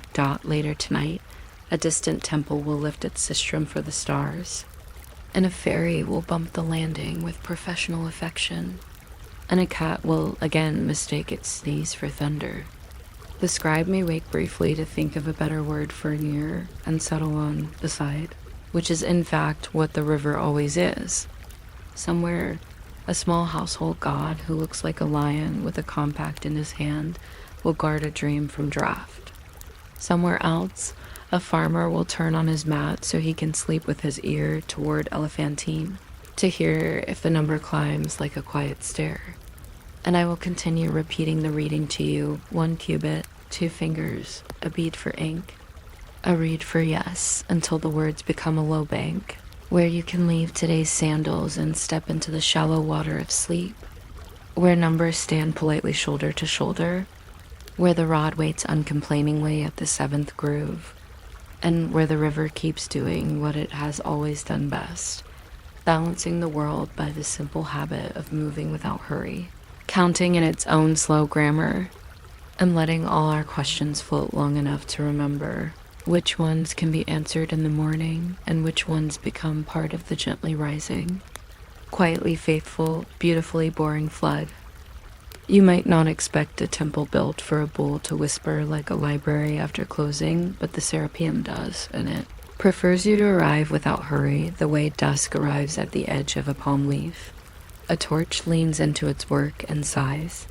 Kiffy smoke loosens cinnamon and honeyed wine into the corridor like an unrolled ribbon. Drops fall into a hidden basin and count time more politely than any water clock. Steps descend, not steeply, just enough to convince the mind to place one thought below the next. Names carved on the limestone walls look awake even in the half-light, cartouche holding their breath as if waiting to be called during attendance. You brush a fingertip along that chip determinative little man seated, hand to mouth, and feel how long stone can remember a question. If you're still awake in a few minutes, you can subscribe to this style of listening, no count required. Just keep breathing in sets of 4 and let the torch do the heavy lifting. I won't know either way. The walls are discreet. The deeper you go, the cooler the air becomes, as if the earth keeps a cellar for saving silence. Pilgrims move in soft pairs, shawls muted, sandals keeping a respectful distance from their own echoes. Clay jars thrum quietly inside wooden chests. It's the sound of linen and wax deciding to be serious. Somewhere ahead, a sistrum shakes once one silvered whisper, and the corridor waves like shallow water. The Apis lies beyond, not only an ox with a moon on his brow, but breath traveling between Pada's workshop and Azire's patient fields, a living fairy that carries mortal worry to a place where it can take an afternoon off. Attendants pass with wreaths of fresh papyrus. Bronze bells hush without being told. It is a gallery of stalls. Yes, yet each stall is a modest chapel of attention. You think of how markets also become chapels at the right hour, when everyone chooses their fruit like a tiny vow. The floor slopes so slightly that walking feels like agreeing. Here, sleep makes a plan. People arrive with their petitions wrapped small because the oracle answers short and dislikes speeches. A line of jars waits on a reed mat near the threshold, each with a strip of linen tied in a simple knot that means one need, not two. The scribe has provided an example on a potsherd.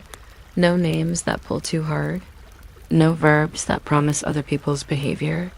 Dates and little symbols to pin your hope to the calendar without injuring the calendar. A priest in white inspects each message, not to judge the content, but to remove anything that might keep the bowl from napping well. What is unkind to another is copied smaller. What is unclear is rewritten until it can be read while walking.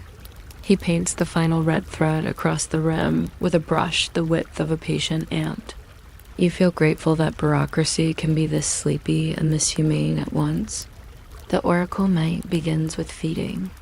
A brass bowl arrives with mash, dates, and herbs. The bowl eats with the measured focus of a master craftsman shaving cedar. A lamp flame ticks like a metronome for long thoughts. A hoof scuffs at the straw positive, the old women at the back murmur. A turned head pauses long at the north corner caution. The young men at the door whisper. Then everybody agrees to wait until morning. Meanwhile, an interpreter writes in fragments. The rule is that certainty sleeps until dawn, so the notes must not wake it. Breath even after the third bell. Ear turns to east on name of river. Silence during hymn of household gods. None of these are conclusions. All of them are friendly witnesses. When someone's mind wanders, the priest invites them back to breath on 4 and 6. Soft mathematics to anchor a wish without drowning it. Between stalls, attendants polish horn and smooth the dark hair along the apis neck with oil that smells faintly of almond and a memory of fig. Bull's Eye is a lake with its own weather. A reader of omens paces nearby, counting inhale and exhale while bells mark the time. He carries a little bowl of cool water because words come too fast when a throat is dry, and this oracle is anti-rush by policy. The rules have been carved on a modest piece of wood and set beside the petitions the way you might set a teaspoon by a jar of honey. Take what you need, no more. Do not ask for revenge. Do not ask for the universe to turn left when it has clearly signaled right. Questions must be small and reversible, fit for a single market day. If grief is too hot for speech, bind it in linen and promise to look again at moonrise. The Serapeum will not bite you for being human. It is staffed by people who drink beer and misplace their reed pens like everyone else. What surprises a visitor is not mystery but grammar. Priests choose verbs that wear linen gloves. There is no future tense for miracles here, only next right steps. Let the door open easily, not deliver me triumph. Let his mouth remember kindness, not make him cheerful forever. Advice when it comes is very proud of being local. Walk at dawn while the neighbors sleep if you must cry. Move the jar of honey 1 cubit left to keep the ants skeptical. Buy coriander instead of come in just this week and see. There's a place in the wall where errors are confessed before any advice moves near a mouth. It is not impressive to look at, which is probably why it works. A girl traces a triangle there and whispers, I said the harsh word before my breath had finished turning, and the wall, being stone, neither condemns nor corrects, and somehow the unspectacular permission to try again grows from the limestone like cool moss. Sometimes the limit of asking saves everyone in the room. A man, hot with his own story, begins a petition for revenge. The gatekeeper listens and then wraps the grief gently in cloth and says, let us leave this until the moon thins. No spectacle follows, only the ordinary choreography of start time, end time, closure, no lingering threats. People think wisdom must be elaborate, but the gatekeeper's wisdom is the same as the wisdom of good sandals. Do not rub. If your hope is wide, fold it. If your fear is heavy, set it down and ask the bull only for the strength to lift the first corner. Breath is the currency here, counted between bell and bell. Anyone attempting to pay with drama is quietly offered a seat until the drama sits with them and becomes polite. Around midnight, when incense curls become lazy bracelets, the bull lowers his head and breathes the way fields breathe before a flood. The gallery listens like a single ear. A grandmother asleep against a pillar wakes long enough to say, yes, that's the sound of a door learning manners, and sleeps again. The attendants draw a linen curtain to soften the room's attention. Above the stalls, a fresco shows Ptah shaping the world on his wheel while Osiris measures the patience of seeds. You notice that even the painted gods are unhurried. Someone at the back coughs in the rhythm of old jokes too short, one long, and you remember a proverb. If a deity wants to speak loudly, it chooses thunder. If it wants to be understood, it chooses a cow's breath. Toward dawn, the jars are opened. The sound is like a small rain falling only inside a house. Answers are not letters. They are notes, half maps, pieces of string. Some become steely, a line or two from a grateful carpenter carved into cheap limestone, a hand that does not usually hold a chisel learning to say thank you in stone. Others are folded away with the string. Not yet, not this door. Try the south road when the market smells of mint. Offerings remain ordinary on purpose. Bread and beer are paid to the temple and to patience. Oil keeps lamps civil. A scribe who hasn't slept smiles without showing teeth and collects the newer fragments, cross-hatching them with tiny dots, so tomorrow as red can find today again. Before pilgrims leave, there is a bedtime oath spoken in reverse, as if to pack sleep back into the body before the day wakes fully. At the stair, each person names one small action to attempt before sunset. Teach the youngest to count to 5 and leave 6 as a treat. Wrap the angry sentence in linen for 1 hour. Place a bowl of water near the door for travelers with dust where their eyebrows should be. The priest guides them into rest the way mothers guide blankets into right angles, no creases sharp enough to scratch. He reminds them that certainty will still be sleeping when they reach street level. Do not shake it awake just to show it off. In the morning, they will compare notes and change one small thing. That is the entire principle. One small thing, repeated like a hymn that does not grow annoyed with itself. Up above, sun combs the roofs with light teeth. Down here, stone cools its long thoughts. The bull drowses the way boats drowse at their moorings, gently checking the same knot again and again because care does not bore them.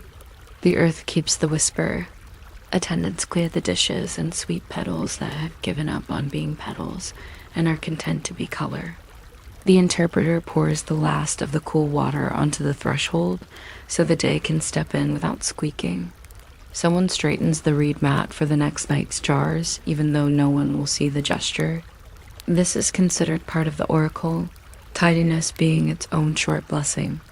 On their way out, people brush the carved names with 2 fingers, not to wake the dead, but to borrow their steadiness. By mid-morning, the oracle has left the temple and is wandering the city inside people's ordinary chores.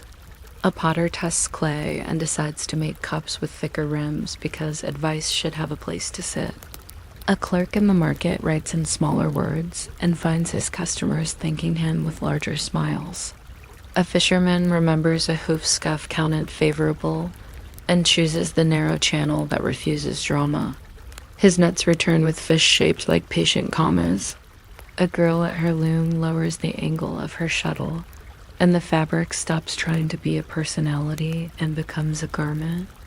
When they tell each other later that the oracle spoke, they mean the bull, yes, but also the scribe and the bell, and the breath that counted 4 and 6, and the way a jar opens when you stop hurrying it. What remains underground is a set of boundaries that travel well. No revenge, small reversible questions, steps sized for a single market day. If you carry them lightly, they make room for gentler jokes. At noon, a boy asks the gatekeeper whether the bull ever laughs. Often, the gatekeeper says, but he keeps it in his nose for dignity. A woman brings a second petition and is directed back to her first. The priest smiles. We recommend finishing the pot you already have on the wheel. Someone who cannot write places a sprig of mint in an empty jar as a petition for a neighbor's breath. The jar smells kind all afternoon. The Serapeum is an institution, true, but it is also a style of housekeeping. Put everything back where patients can find it. Dust in circles. Apologize to your sandals when you trip on them. By evening, the city cools to a listening temperature. The road to the necropolis grows thoughtful. Ferries bump the bank softly, boats making handshake sounds. People who stayed up too late for the oracle last night yawn in the shade and fold laundry with a care that almost counts as prayer. The day's small changes start showing their faces. A coral that should have broken like pottery takes a nap instead. A door that hated its hinge accepts a drop of oil and learns civility in under a minute. Someone decides not to travel and finds that not going can be as satisfying as arrival when you do it on purpose. Bread is sliced, beer is poured. Cats make decisive claims about places they have always owned. When night returns, the descent begins again, and everything is almost the same. The torch breathes, Kiffy turns. Water counts seconds that fall apart gently in the air. Footsteps remember which stones prefer the left edge. New jars join yesterday's basket. The bowl flicks an ear for each newcomer, and then for the one who comes late and tries to carry 2 needs in one knot, but finally allows the priest to split them and tie each into a smaller bow. The fresco waits with a patience that is not passive. Even painted fields have seasons. The rules murmur like reeds. Council remains plain sleep, facing the doorway if your dreams feel crowded. Share the fig that is almost too ripe. Place a pebble where you made a mistake and step over it tomorrow while tilling the ground you noticed. And there, in the very last breath before sleep takes the room, the Serapeum offers what it always offers. Not commands, not thunder, only a slightly better grammar for being a person among other persons. You will take it upstairs without realizing.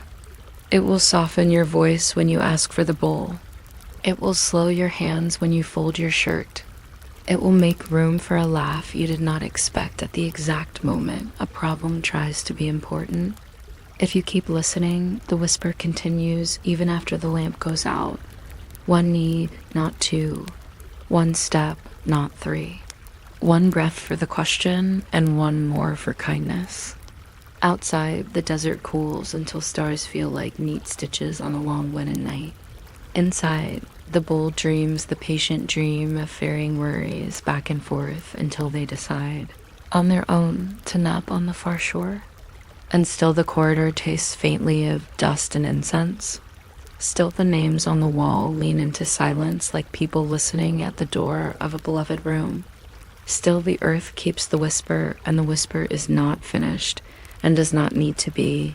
because it is the sort that can go on as long as the next breath, and the next, and the calm, unexciting mercy of morning. You might not expect medicine to begin with a pen taking a breath, but in the House of Life, the reed does exactly that before it touches the palate. Evening slips into the courtyard like a careful bookmark, and the air remembers porridge, lotus, and chalk. Doors are not shut so much as leaned against. Sandals find their places in orderly pairs, as if even footwear believes in neat beginnings. Scribes arrive with their palettes tucked under the arm like small boats, 2 wells in each black for the words that must behave, red for the ones that like to wave a hand. A jar of water hums quietly under linen. A sponge dreams of erasing just enough. Someone lights a cone of kiffy. The smoke climbs without correcting anyone. The first papyrus roll is unfastened with the patience of someone opening a letter from a friend who lives next door. If you're still awake in a few minutes, you can join the copyists by subscribing to the rhythm for slow breaths, to load the ink for, to draw the line the rest of the night, to forget you were trying to do anything at all. No one will check. Thoth is kind to beginners. The House of Life owns a sound that is part whisper, part straw on plaster, part Nile at its most undecided. You can hear knives kissing reeds to make nibs thin as sparrow claws. You can hear the quiet arithmetic of measuring margins, 1 finger, 2, maybe a generous third for a future note that pretends it is very small. You can hear a patient in the next chamber turning carefully on a mat so that his amulet will stay centered over the useful ache. The walls wear lists of plants, coriander for nerves, willow for fever, fig for good citizenship in the stomach. A novice chants them under her breath, not because she must, but because lists like being sung. It keeps them from falling off their hooks.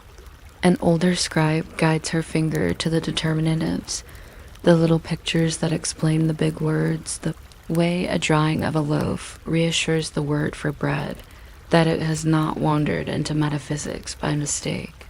Ink wakes slowly in the water like a river fish learning a new current. The black is made from soot so fine it behaves like good manners.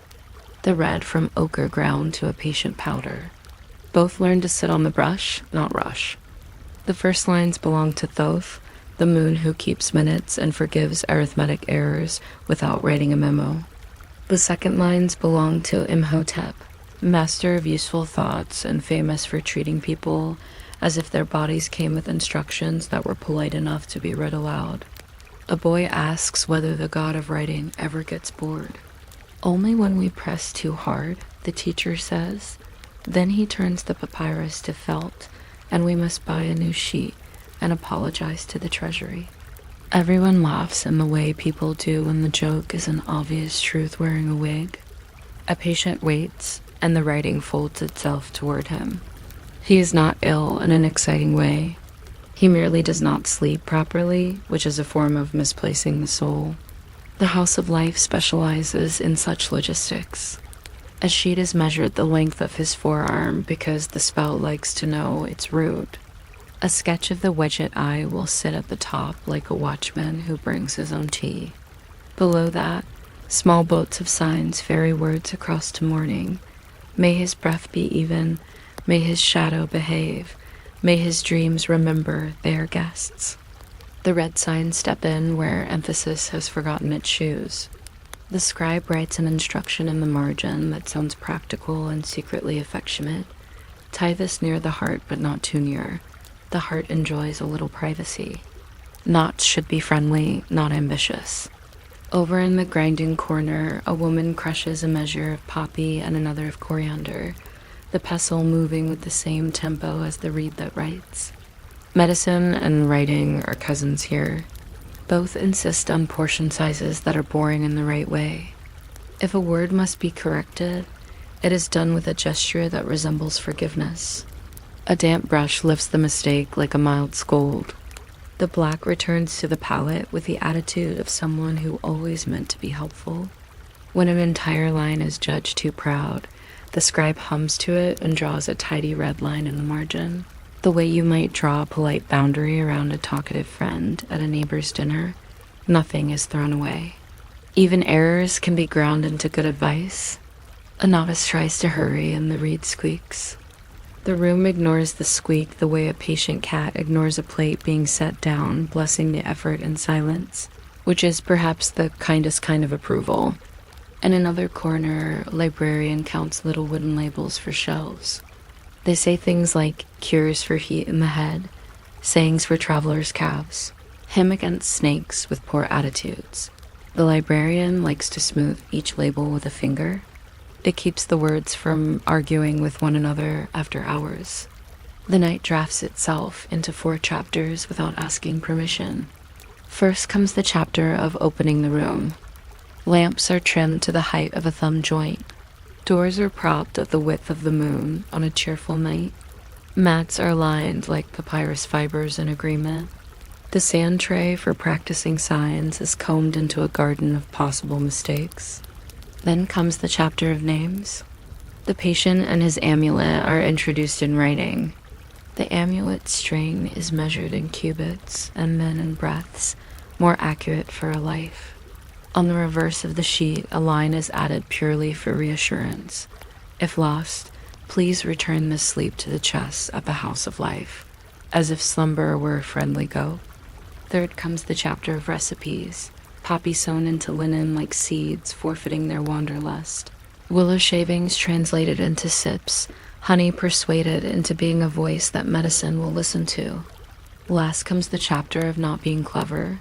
Cleverness is tiring. No one prescribes it after sunset. The scribes read the lines they have written in syllables slow enough for a stone to follow, and the patient breathes to each syllable as if it were a small fairy that refuses to depart without him. At a certain hour, no one agrees which. The house of life starts speaking in micro-secrets. A papyrus for a cough informs you that goats sneeze more in the new moon. Whether or not this helps, it is pleasing to imagine a goat timing its allergies by astronomy. A recipe for nervous hands suggests drawing tiny squares on a plank and filling them in with soot and a damp stick. This is not magic, just method, but method often masquerades convincingly as a miracle from a distance of 3 cubits.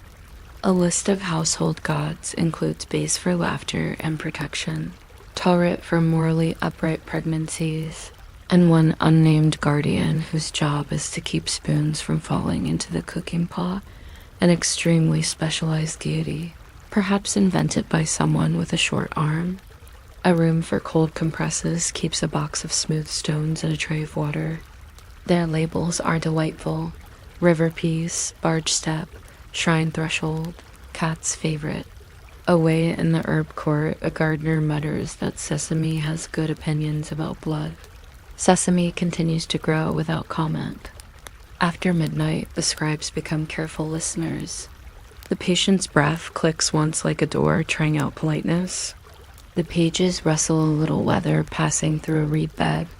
A thin boy asleep on a folded robe wakes long enough to recite a star clock, the way other people recite bread recipes. At this hour, the deacon stars of Kepri stand above the fist width of the east. At this hour, Orion is a man on an errand and not yet a story. At this hour, you can lay your troubles on the scorpion's back because she is patient and has terrible handwriting, which discourages overlong confessions. The boy's head droops again, and the stars proceed without him. A cat performs a slow paw inspection of the shelves and approves the order. Approval, like sleep, is more contagious than the physician's notes admit. When someone enters late with a question that sounds like a trumpet, the door and the duty scribe impose the quiet discipline that keeps a house gentle. The scribe holds up a palm and says the rule everyone knows but enjoys hearing.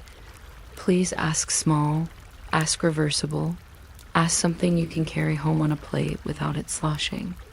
The latecomer blushes and reduces his problem until it fits inside a single sentence that treats cause and effect like cousins who sit together at festivals and avoid debates.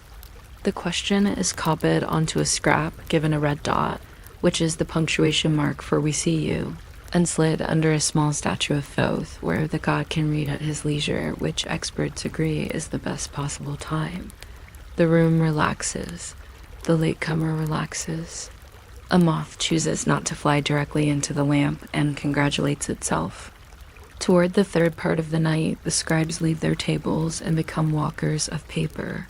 They carry the sheets to the patient, not to perform a ceremony, but to let the letters meet the person they must accompany. The text is read so softly that it seems to be humming in his own mouth rather than theirs. The reed taps the edge of the amulet with 3 quiet kisses to mark agreement. A line is added in red. Do not fear the emptiness between waking and sleeping. It is a courtyard, not a ditch. The patient is asked to think of his favorite ordinary thing, perhaps the sound of grain being poured, or the way sandals fall into neat friendships beside the door, or the tidy shadow a bowl makes when the sun is feeling mathematical. He chooses the shadow of a bowl. The scribe nods, as if the answer solves a problem that no one needed to have, and writes a tiny bowl in the margin where fear used to sit. Outside, the night performs its maintenance. Fairies dream on their ropes. Dogs negotiate territory by correspondence, and then sleep as if they have resigned from politics. A breeze checks that shutters are learning from their hinges. The House of Life hears it all and decides to practice hearing the most boring sounds with the greatest respect. One scribe copies 3 short proverbs which have no ambition and therefore never cause trouble. A loud cure makes a noisy relapse. A perfect line will trip a tired eye. The patient who laughs once before bed does not insult the morning. He adds one of his own, which he will not sign. Fold the blanket slowly, and it agrees to be warm again later. This is accepted into the archive without debate, alongside an older proverb claiming that coriander seeds try to escape their sacks at the same rate as gossip escapes. A market for fish numbers vary by season. The last stretch of night is where small things become ceremonious without becoming impressive. A sleepy guard counts the seals on the medicine jars as if they were friends arriving at a party neither of them wants to attend for long. A girl oils a hinge with a drop of perfume because a hinge is a kind of joint, and joints deserve to be flattered. The patient's amulet is tied with a knot shaped like a quiet promise. The scribe explains, in case the knot forgets, that it must hold securely and also forgive easily.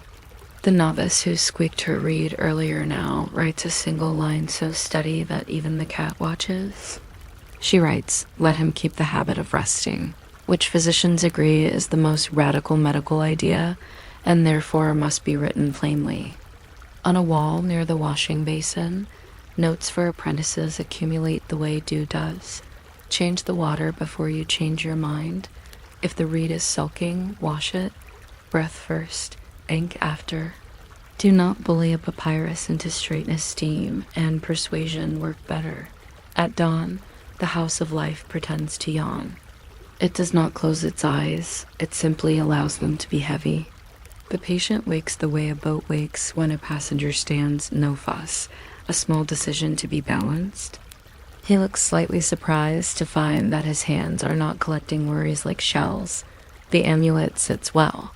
The paper smells faintly of river and red earth. The scribe reads the final line only once, because good instructions refuse to become slogans.